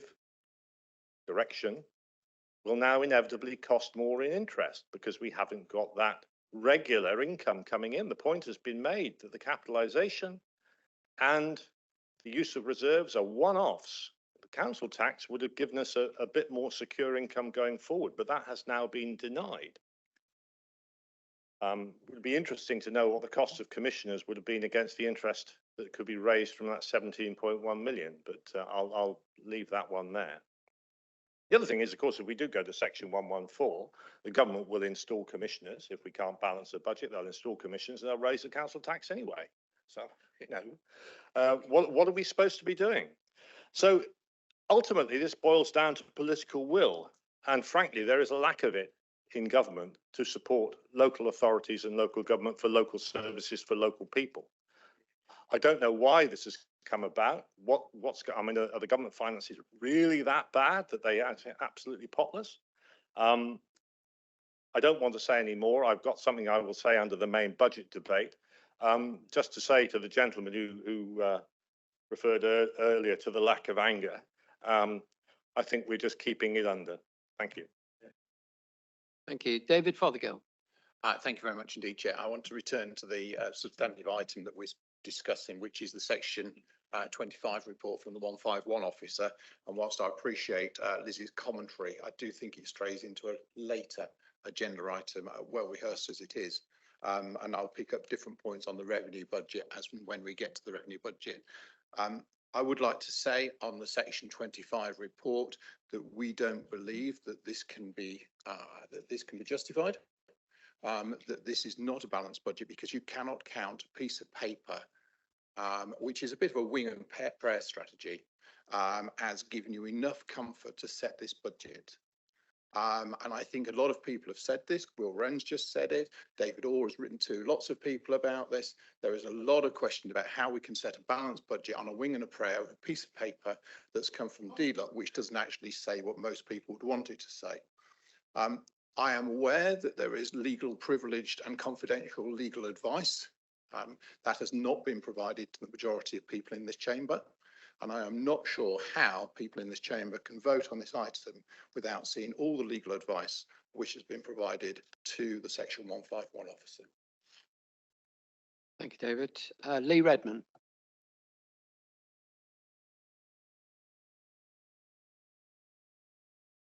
Thank you, Chair. I wanted to speak on this item. I want to first of all thank the 151 officer and his team for the briefings and the detailed information provided. Jason, I need to understand your consideration of risk to the achievability of the savings needed to balance next year's budget. I note the detail in your report and the detail in associated MTFP reports and the projected savings associated with them. These savings are, of course, only good news if they can be met. I know that you are aware of my concerns around transformation and the impact it may have on your assurance. I will be speaking more about this later. Much of the assurance for savings rely on our own staff doing more and/or things in a different way. At a time when we are still bringing together 5 councils with elements that include a number of embedded issues with staffing and recruitment inherited from predecessor councils when Somerset Council was formed. These issues include a high number of vacancies, especially in specialist roles, with a growing reliance on costly consultants, temporary and locum staff. I want to highlight your own significant concerns about the increasing cost of adult social care and some elements of children's services, issues that are national and mostly outside of our control. In fact, issues that this current government seem to have no interest in actioning or helping councils with. In the coming financial year, all these problems continue and increase at a time when staff are leaving this council in their droves, and we approach the further reduction in skilled staff through the transformation programme, a programme the full details of which councillors or staff are yet to be told. This brings me to my question. Without action from government to deal with escalating care costs and a depletion in skilled staff, increasing our need for expensive consultants and locums, how can you be sure that this combination of unknowns will not trip us over the edge before we reach the summer? Thank you. Thank you. What I want to do is I'm going to take other members and then we'll come back to Jason and Liz to get the answers. Marcus Barrs next. Yeah, thank you, Chair. First of all, I'd like to thank every single parish clerk in Somerset for the undoubtedly hard work they have had to undertake under this, especially our town clerk, to be told a week before we set our budget that things were changing even more rapidly. And I mentioned to the leader at the last council meeting who's in charge. And I still don't think this council actually knows who's in charge, because on one hand, officers are saying one thing and the leader said another thing. So I'd like to thank them personally. I'd like to thank all parish clerks in Somerset. My question is, back in 2019-20, Somerset Western Taunton Council borrowed £100 million for capital investment. Now, will that capital investment be sold and then that money used to pay to balance the budget? And what would happen with the £100 million borrow? Because I know that I asked a question back in 2021, 2022, that it would take over 100 years to pay back, well, take 100 years to pay that 100 million back. So I'd like that question answered, please. Thank you. Okay, Mandy Chilcott. Thank you, Chair. We've got a lot of finance papers before us today, but again, my questions will be just on this report. But firstly, to thank the team, the finance team. This has been a mammoth year for the whole team. I think they've worked tirelessly and I thank them for that. And I also thank them for the meetings. But sadly, for all the meetings we've attended, it does not save one single penny for this council. And only what we do here today will aim to do that. So my questions are around the section 151 officers report, and these will not be new to the 151 because I've raised them on numerous occasions. So given the overspends of the last 2 years were 23.4 million for 22-23 and forecast to be 17.5 million for 23-24, and that today's budget looks to use almost 39 million of reserves to even set it. These alone strip out 79.9 million, we'll call it 80 million from our reserves. And we are now left with not much over the minimum. So first question is, given this, what we've just talked about, the stripping out of 80 million, can the general reserves be adequate given they are only 2.3 million above the minimum that you have recommended? So that's the first question, please. Jason, seeing we've got quite a lot of questions coming through, and Liz, do you want to take some of them now before we have the last two speakers? If you want to carry on with your questions, and thank then you. I'll carry on to the next. So, and there are only two. You'll be relieved to hear. So, bearing in mind the previous question, with a budget in total that is over 1 billion, if you include everything in it, we're now faced with only having general reserves 2.3 million above the minimum. This could go in a blink of an eye with such a complex budget. Perhaps a small move in interest rates, we know they're likely to go down a bit, or perhaps some of the savings not being deliverable.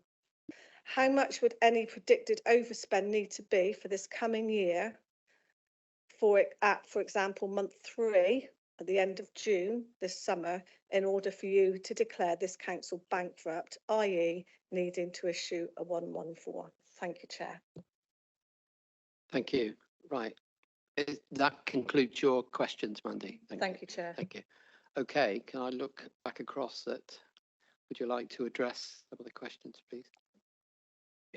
Happy to. There's a couple of common things there, so perhaps group some of them together if that's helpful. In terms of the balanced budget question, let's deal with that one. I draw members' attention to the table in the report, paragraph 84, bottom of page 59, rolling on to the top of page 69. Our forecast reserve position at the start of this financial year was £127.1 million. That is far in excess of the capitalisation direction from DLUC. Therefore, the council can set a balanced budget. I totally agree with members that the current process of capitalisation directions being decided by DLUC, not just for Somerset, for all councils after the date when councils legally have to set budgets, is totally inadequate. It's the situation being faced in Birmingham. It's the situation being faced in quite a few different councils. It was the situation faced in the two unitary councils in Cumbria this year. But because of our reserves being in excess of what the capitalisation direction is, I can sign this off as being a balanced budget. The issue would be if we were looking at these figures next year, where that wouldn't be the case, where the budget gap was bigger than the reserves available. That would trigger a section 114. So I can provide assurance to members that this is a balanced budget proposal, but I would urge every council in the country to write to DLUC to say, please change your process, because this just does not work for local government, I'm afraid. Lee Redmond raised some questions about the risks of the savings. There's £35 billion worth of savings programmed into the budget. It's going to be absolutely critical that we deliver on those savings. And that fits in with Mandy Chilcott's question around, actually, if something goes wrong during the year, it could trigger a 114. If we had a significant shock, a big overspend, a loss of funding, something not delivered, or something like that, our reserves are precariously low. They're far too low to what I'd want them to be. As an accountant, I'd love them to be much higher. They're not. We are burning through our reserves. You can see that in the graph in my report. That is not sustainable, which is why I'm putting the strongest worded warning I can do about the high level of concerns, significant concerns, etc., around our financial position. So I can't give members any guarantee that we won't issue a section 114 at some stage. Our state is precarious.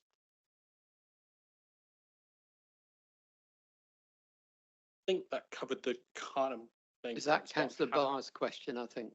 Did you answer that one? Sorry, can you say that again? Councillor Barr, can you repeat your, I don't think that one's been covered.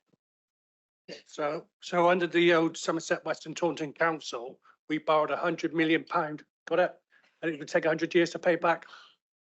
Okay, Liz Lation. Thank you, Chair.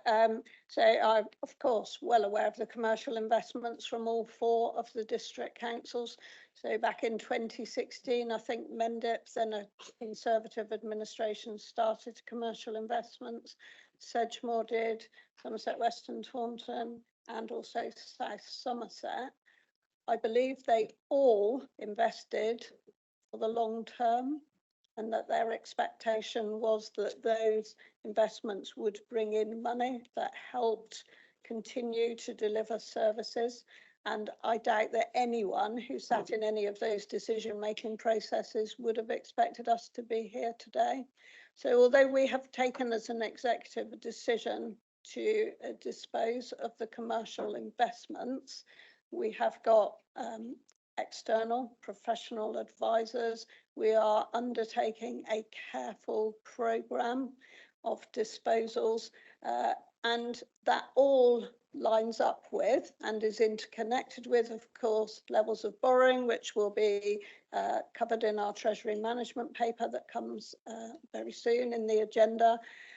And also how our transformation works, how our capitalisation direction works. They are all intertwined. It is a complex process that we will go through over the next year. Nobody is suggesting it is easy, and everyone knows, as Councillor Andrew Govia asked at one of the member briefings. He asked the best question anyone's asked me. He said, what is the end of the road on all of this? And the truth is that we don't know where the end of the road is, because we don't know for this council, and there are many other administrations in the country that don't know for their council. I'm not terribly sure that the government even is actually addressing where the end of the road might be for local authorities. And it's not just the upper tier authorities with social care responsibilities, because of course there are many district councils with really big issues of housing and homelessness now. So you're right to ask the question. Thank you. We are undertaking a programme of disposals. We are undertaking keeping the borrowing as we need to, and that will come under Treasury management, and it all forms part of this very complex route that we are trying to navigate through, but we cannot guarantee success, as our 151 officer has said, and as he has himself offered that he will update us on a regular basis, I'm hoping monthly, on where we stand with regard to the possibility of a Section 114 notice. Thank you, Chair. Thank you, Liz. Right, moving on, Sarah Wakefield. Yes, thank you, Chair, for the opportunity to say a few words. We've heard a lot about today about how we need government attention and support, and I'm just going to say that again. We need government attention and support, and we are passionate about that. Whatever was said earlier on about us not being angry, I can assure you that on these benches at least, we are very passionate and extremely angry about the position we find ourselves in. And just because our speakers are calm, they keep calm and carry on under great pressure, just because they speak calmly and clearly about the situation we're in, it doesn't mean that they don't care. It doesn't mean they don't worry about it all the time. When they're at home, when they're at work, when they're having time off, we all worry about it all the time. So please don't suggest that we don't care.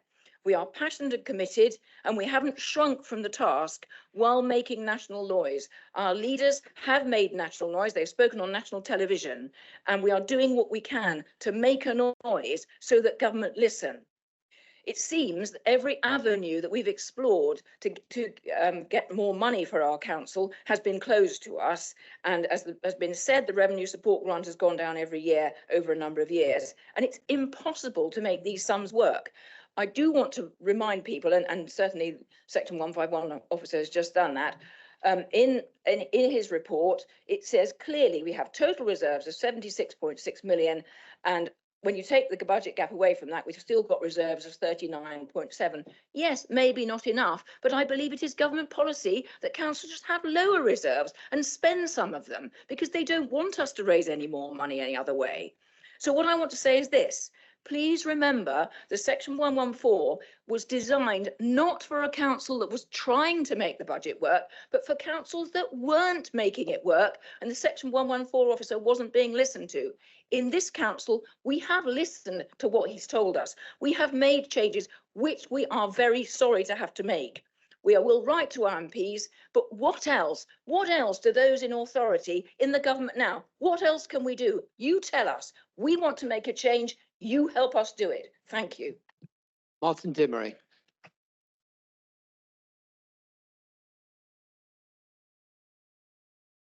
Thank you, Mr. Chairman. I would like to give my thanks to Liz, to Jason, Mike, and the team in there.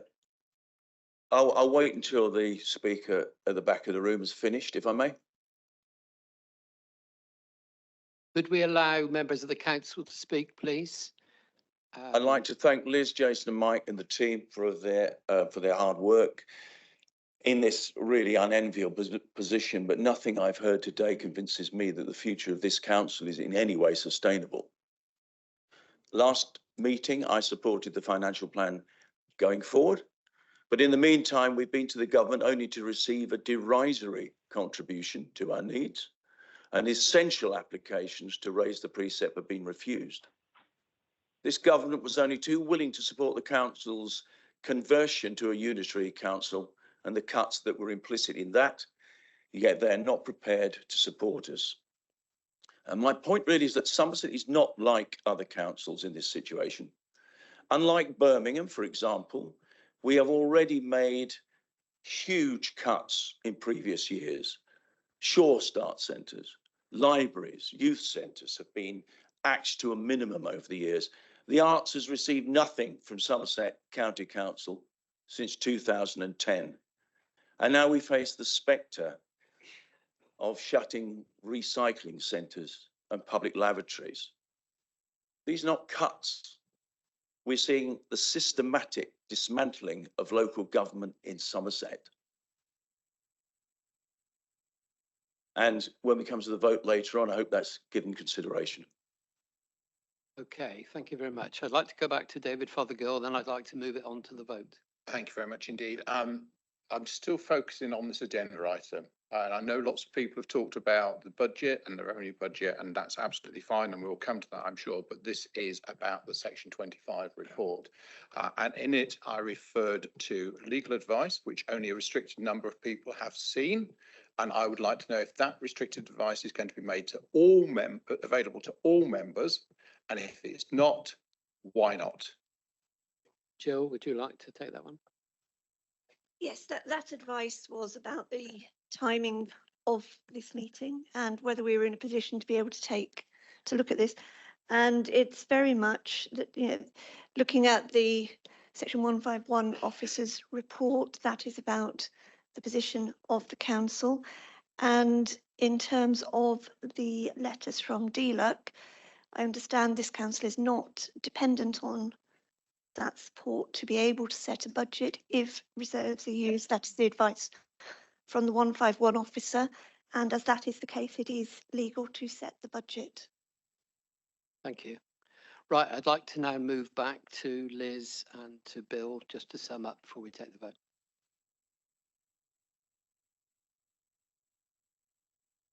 Thank you, Chair. So I will apologise for speaking a longer introduction to this item, the Section 25 report. Frankly, if we don't have a Section 25 report, there is no budget to vote on. So I promise that I will be shorter in my introduction to but I would like to refer to my seconder, Councillor Bill Revans, please, Chair. Councillor Evans. Thank you, Liz, and listen to the debate with great interest. We are absolutely in the position that if we don't accept this Section 25 notice issued by our Section 151 officer, then that is the logical conclusion is Section 114. We need to accept the professional advice that we have been given today. Now, that advice is based on a letter. It's based on numerous conversations that have been held with DLUC over a considerable period of time. I would draw members' attention to paragraph 53, which refers to a meeting that I had with the Minister Simon Hall, MP, with the Chief Executive as well. And paragraph 54 starts based on the assurances that we were given. If we were lied to, then you can't do that. So what you're saying is if the Minister was lying to me and to the Chief Executive, then you can't vote for this Section 25. So I'm sorry, you can't have it both ways. You either support your Minister and accept that he was telling the truth, or you accept that he was telling us a porcupine. So I'm sorry, I do believe that you can take the assurances from the Minister, you can take the assurances from our Section 151, and you can take the assurances that have been given by members today about the capitalisation direction. Now, it is a fundamental flaw in the system that they won't give us a final answer until too late. We can't help that flaw in the system. There are many, many flaws in the systems of local government finance. We know them. They are impacting councillors of all councils of all political complexions, of all sizes throughout the country. This is not a local problem. This is a national problem. We are a case study of what is happening in councils up and down the country. That's not an opinion just of myself, and it's an opinion of all the organisations that represent local governments. It is the opinion of the cross-party committee for levelling up housing and communities. We need to recognise that this is a broken model of local government. We need to be making sure that there is a cross-party consensus for a future of local government. To the public speaker earlier, who wanted me to be angrier, I am angry. I am angry. I am angry. What is being done to local government across this country is appalling. What is being done to the services in Somerset that we are having to do is appalling. Yes, I am angry, but if there's one thing that I've learned from my 20 years teaching in a classroom is you don't get angry. You look for the solutions. You find how you can deliver outcomes. Because unless we can protect as many of the services as we can locally, then we are not fulfilling our responsibility that we were elected to do. If you do not support this Section 25 notice, you are supporting Section 114. That will bring in commissioners into this council to run things. It's abdicating the responsibility of councillors that are here. The assurance, the professional assurance of our Section 151 has been given. The word of a government minister has been given to myself and the chief executive. That is clear in the report. And if you cannot accept those, then you vote accordingly.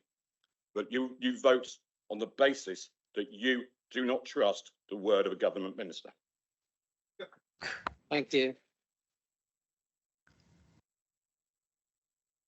Right, the recommendation has been put as on page 38 from A to E. Could I have a show of hands of all those in favour?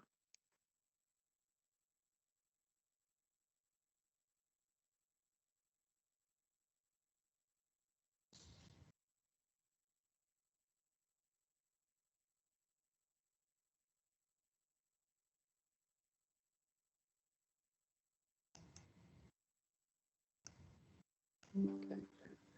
Those against? And those abstentions? Okay, the motion is carried. Thank you very much.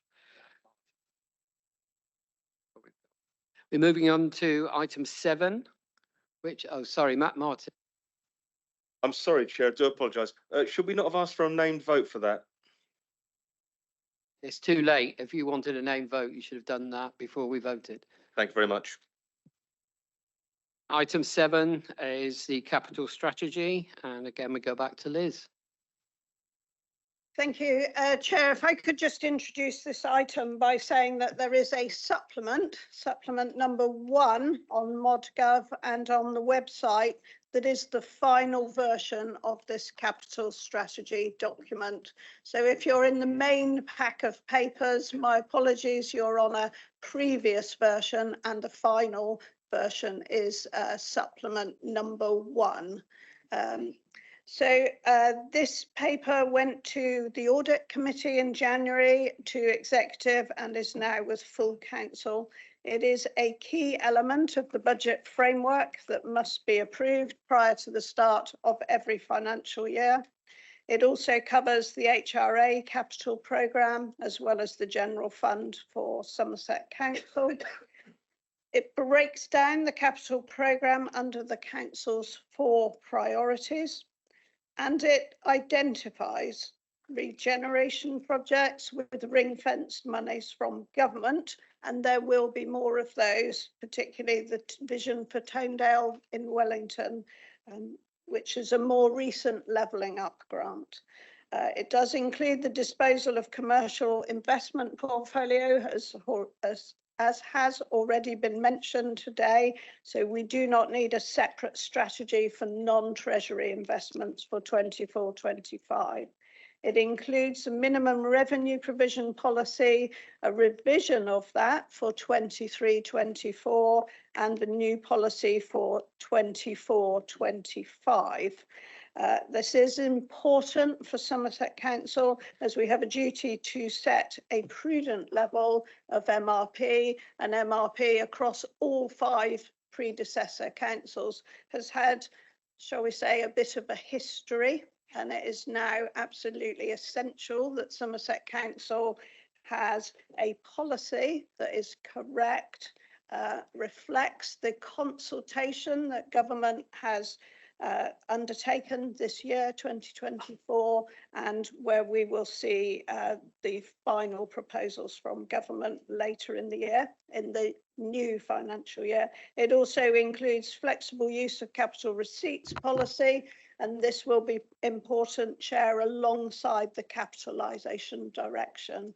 So it is another way that councils are able to use capital receipts for what would normally be revenue expenditure. So I will leave my introduction there, shorter as promised, and hand to a seconder if I may. Thank you. Thank you. Happy to second and reserve my right to speak. Thank you. Mandy Chilcott.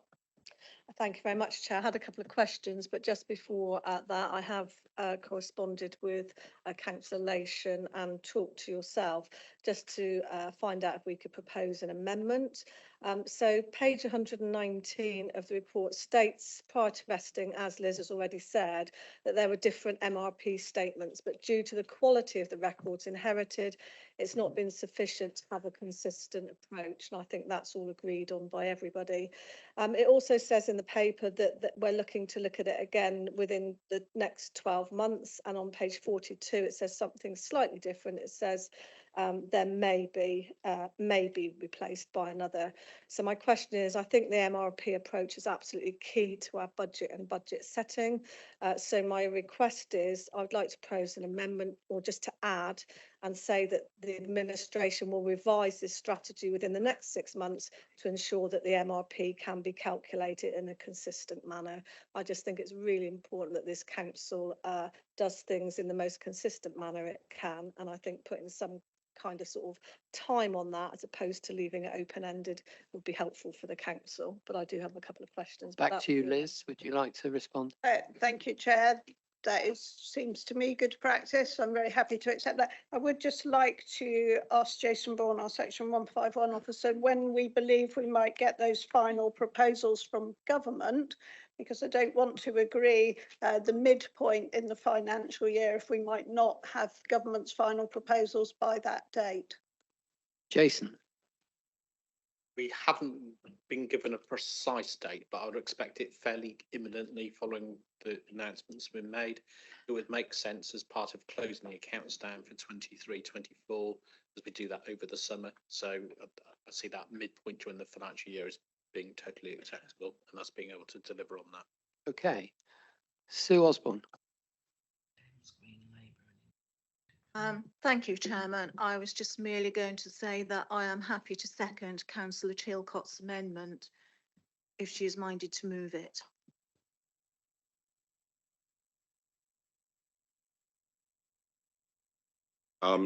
Yeah, based on the comments from Jason, I think we can accept that amendment. I think it was pretty much what we were going to do anyway.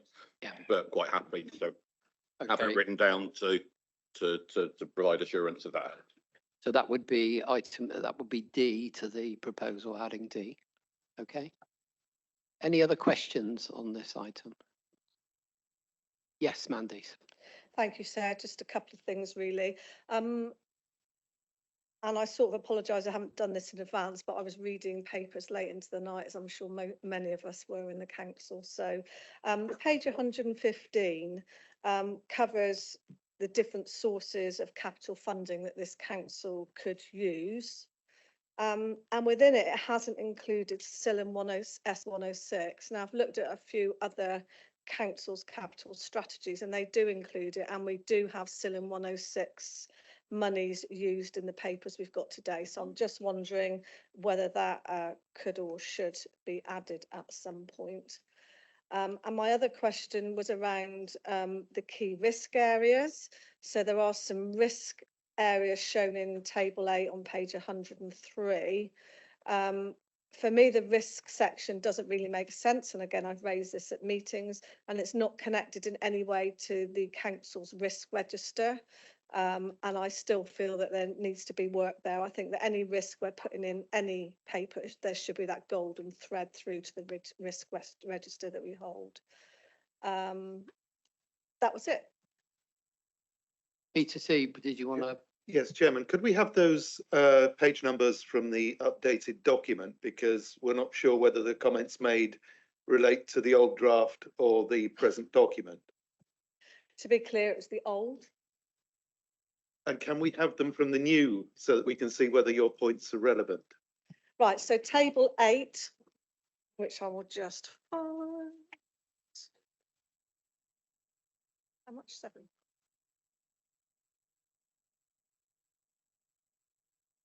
Yeah, so that's on page 17 of the new. It's just the risk. There's a table about risk there, and it doesn't connect in any way to our risk registers. And my comment was that if we are tabling risks, then they need to link through to our risk registers. Again, I picked that up at previous meetings, and the previous was around CILM 106 was on page 115. So it'll be further on, about 1, 2, 3, 12 pages further on. Still one.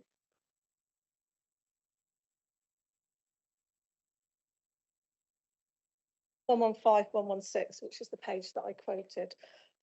That's what's in the main document that you've produced here, but there's a separate document online. Yeah, additional sources of capital funding. There's a list of where all the capital funding comes on. It starts on page 27, and there's a list of where capital funding comes from as a council, which is a range of places. We haven't included CIL and 106, which of course we do receive funds for capital funding. So it's just, can that be looked at and added, because it is a place that we get funding from. Thank you, Chair. Thank you. Did you want to?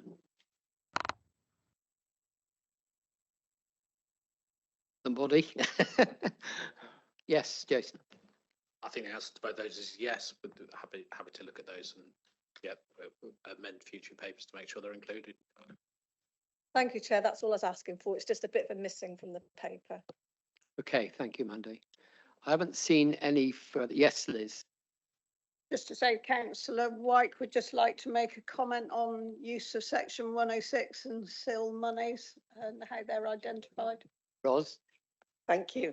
I just want to express a word of caution, as I'm sure Councillor Chilcott realises, 106 monies are very much specific to a site and to mitigate a specific planning issue, rather than a general reserve or one we can transfer or alter in any way from the original intention and the signed agreement with the promoter development of the site. Doesn't mean to say that those aren't used for the appropriate infrastructure capital activity, but they are and have to be always held separately and considered separately. Bill. Just to say, the paper's purely saying they are a potential source of funding, no more, no less. And as I said, I've looked at several other policies and they are included. Thank you. Yes, Bill. Yeah, for me, I would have read non-government contributions as including that as a general catch-all, but the point is well made. It could be a separate subheading as well. So I'd be happy to see that included in a different way. But I think non-government contributions, if you read the text, I think it could be used to include CIL as well as well. Right, if we now come back to the proposed and seconded, obviously we're now looking at the amended proposal with D added. Okay, Liz, do you want to? Do we need to vote on the amendment first? No, because we've accepted it. Okay, thank you. Can I just suggest that the amendment be read out again? Yeah, could we read out the amendment, please? Thank you. It's just the amendment is that the administration will revise this strategy within the next 6 months to ensure that the MRP can be calculated in a consistent manner, which is what it's asking for in the paper. Thank you. Okay, with that added to A to C, could I have a show of hands? All those in favour? Anyone against? And any abstentions? And that looks pretty unanimous to me. Okay, if we move on to item 8, which goes on to the Treasury Management Strategy. Back to yourself. Point of order, Mr. Chairman. Have we voted on the substantive, or was that a vote on the amendment? Because That it was was substantive because we you accepted it. accepted Okay, it, that- it's just wanted to double check that we didn't have to go back and do it later. Yeah, That's all. it's done. Yeah, okay. Liz? Item 8?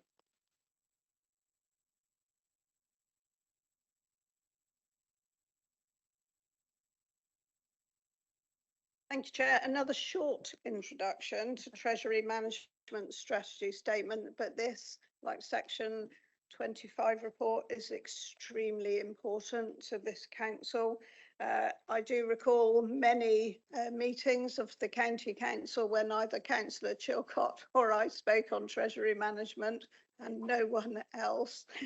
But that doesn't mean that it doesn't affect every one of us, because the only way this council can be run with good financial management is with good treasury management. So this paper also went to audit, to executive, and here now as a key element of the budget framework. It also includes debt and interest cost charges for the housing revenue account. We have talked, as I have answered on commercial investments before, about levels of borrowing. And of course, we need to achieve the capital funds for the capitalisation direction so that we do not need to take out more borrowing from PWLB at the 1% higher interest rate. It's exactly the same as energy companies do to people who are short of money. When the money is most needed, or credit or anything is most needed, it's always at a higher charge, a higher interest rate. I still cannot work that out, but I'm happy to take any questions on this and also to hand over to my seconder. Thank you. Bill? Happy to second and reserve the right to speak. Are there any questions on this item? Yes, Mandy. Thank you very much, Chair. And as Councillor Lation, I always agree, a very interesting read. And again, thanks to the officers that have prepared it. Just a couple of questions, if I may. Within the strategy, it says two things that I'd just like to clarify, please. Firstly, the Treasury Management Strategy states that detailed disposal plans are being brought forward for member approval as and when these are developed. So the question just is there any clarity on when these will be developed and what input the members that it mentions will have? And I'll just do the second question because it's a short one. In page 161 in the Treasury Management Policy, it states that the council's borrowing will be affordable, sustainable and prudent. Given our financial emergency, is this new borrowing sustainable and affordable? Thank you, Chair. Liz, would you like to comment back? Yeah, certainly, Chair. On disposals, there are, of course, 3 sets of asset disposals that we are seeing at the moment. There is the disposal of commercial investments, and we now have an executive subcommittee set up to oversee that work. And we do have JJL, the company, who have been engaged to advise us. We then have disposal of the council's assets, and we have an asset management group now that comprises, I'm looking at Councillor White, is it 3 or is it 4 lead members on the asset management group? It's 3. It's 3, but a 4th one is often in attendance, depending on what sort of asset we're talking about in terms of it affects their portfolio. And that is a different framework that has already been agreed by executive and I think by council, that asset disposal framework. And then we're also seeing, of course, the devolution of assets to parish, town and city councils. That is under a different framework. And there are, of course, many, many people involved in that. So where members are able to attend, of course, executive subcommittees are public meetings. And we already see a small number of other members attending those. They're very welcome. On the borrowing, of course, is something that is much more of an issue now than it has been in previous years. I remember when I became opposition spokesperson for finance a few years ago, one of the first things I was sent by an officer was a spreadsheet that had the base rate from something like 1694. So while the rates were at their historic lows after 2008-9, they have never been seen at rates like that before.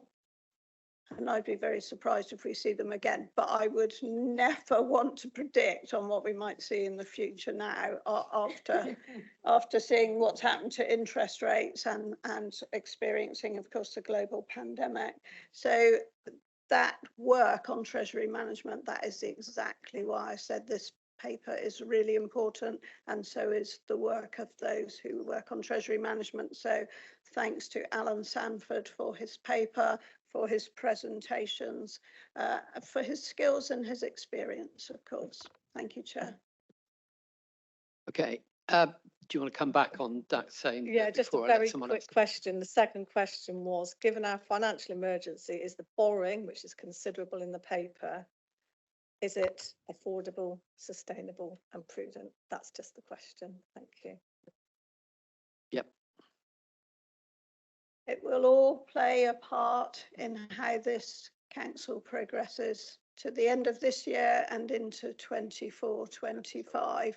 If it's not sustainable, we will hear from Section 151 officer, and he has promised to update us every month. I think actually figures on borrowing probably are something that we might ask Jason Vaughan to include in those monthly updates. I think that would be helpful. Thank you.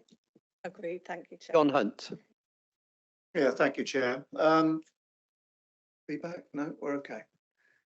You talked about, Liz, you talked about the asset management group just a moment ago, which consists, like you said, I think it was up to 4 executive members.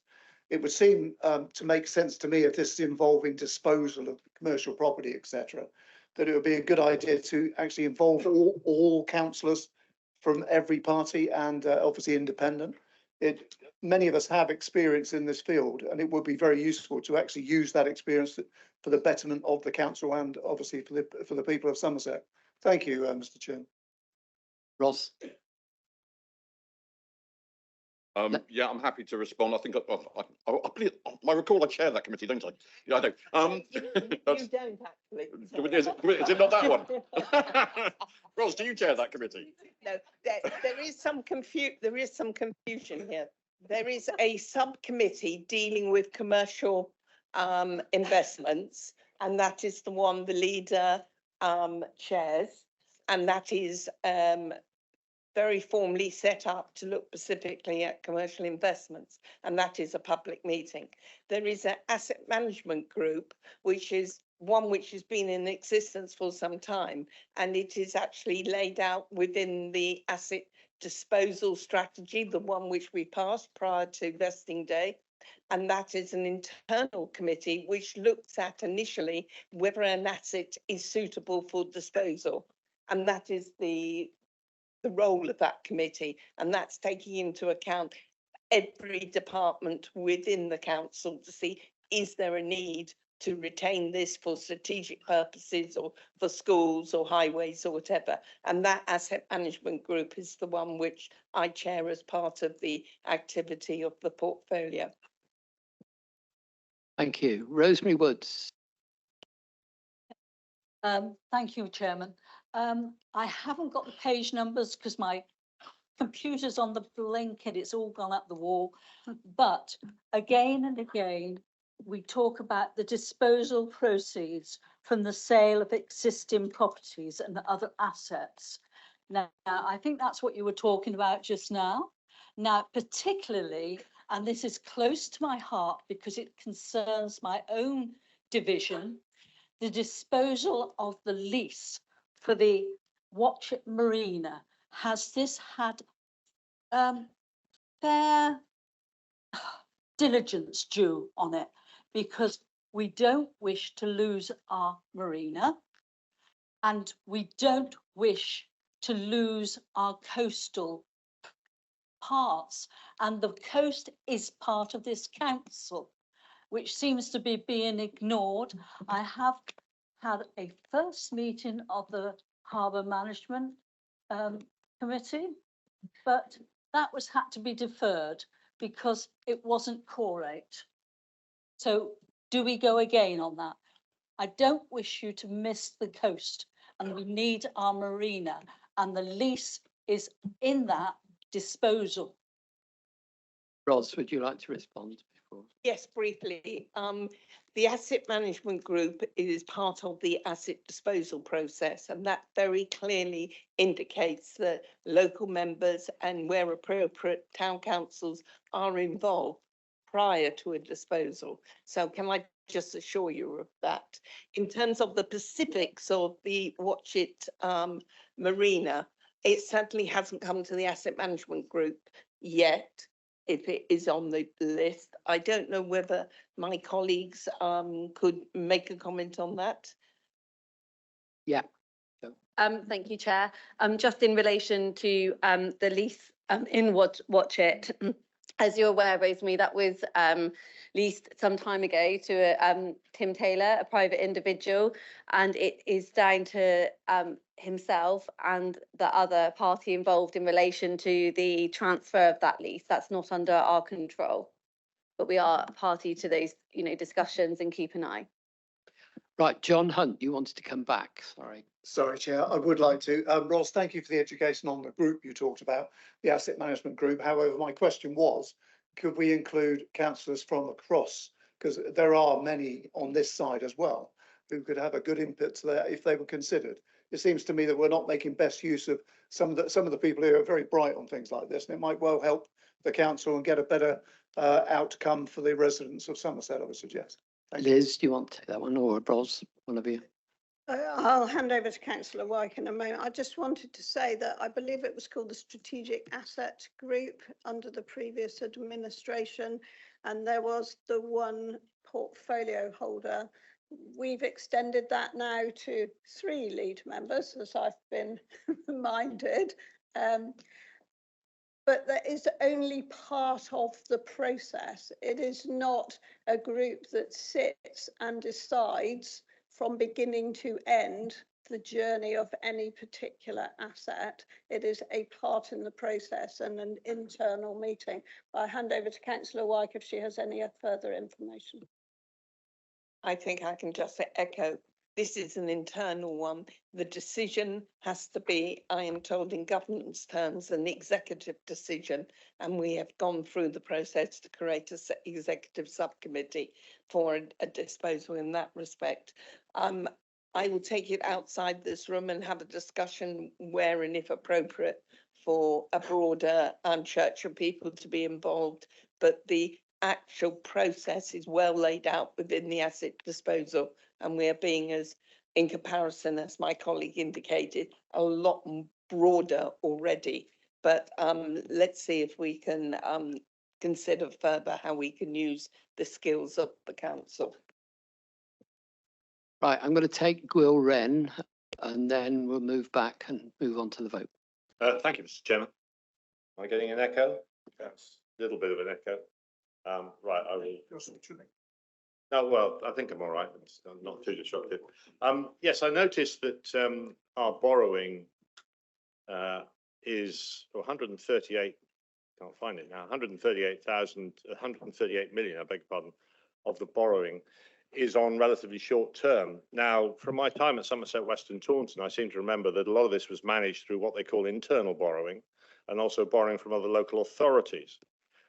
Given the parlous state of our finances and of other local authorities, bearing in mind that this is about 25% of the debt pile, is the continuation likely to be problematic at these kind of rates? I mean, one of the difficulties I think I had in certainly Somerset West and Taunton was the acquisition of the investment portfolio using short-term funds, which were always going to be volatile to support a long-term investment. Here we are in a much more serious situation.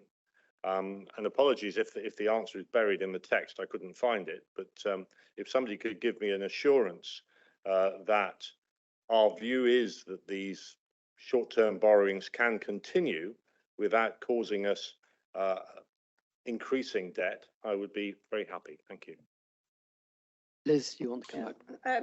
Thank you, Chair. Just to say that there has been significant amount of refinancing since vesting day, of course. That work continues and it will always continue as part of Treasury management.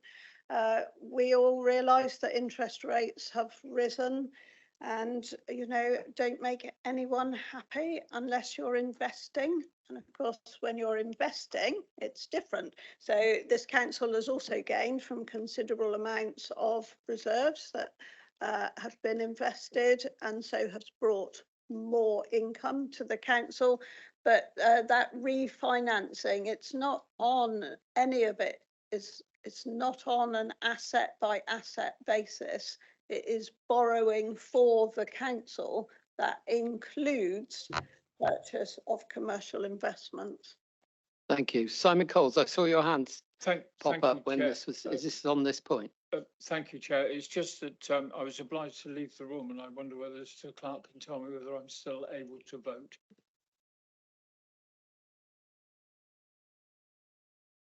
Could you say that again? Sorry, sit with the microphone closer. Sorry, Chair. Thank you. Through you, I wish to ask Mr. Clark, as I was obliged to leave the room during the discussion on this, whether or not I am permitted to vote.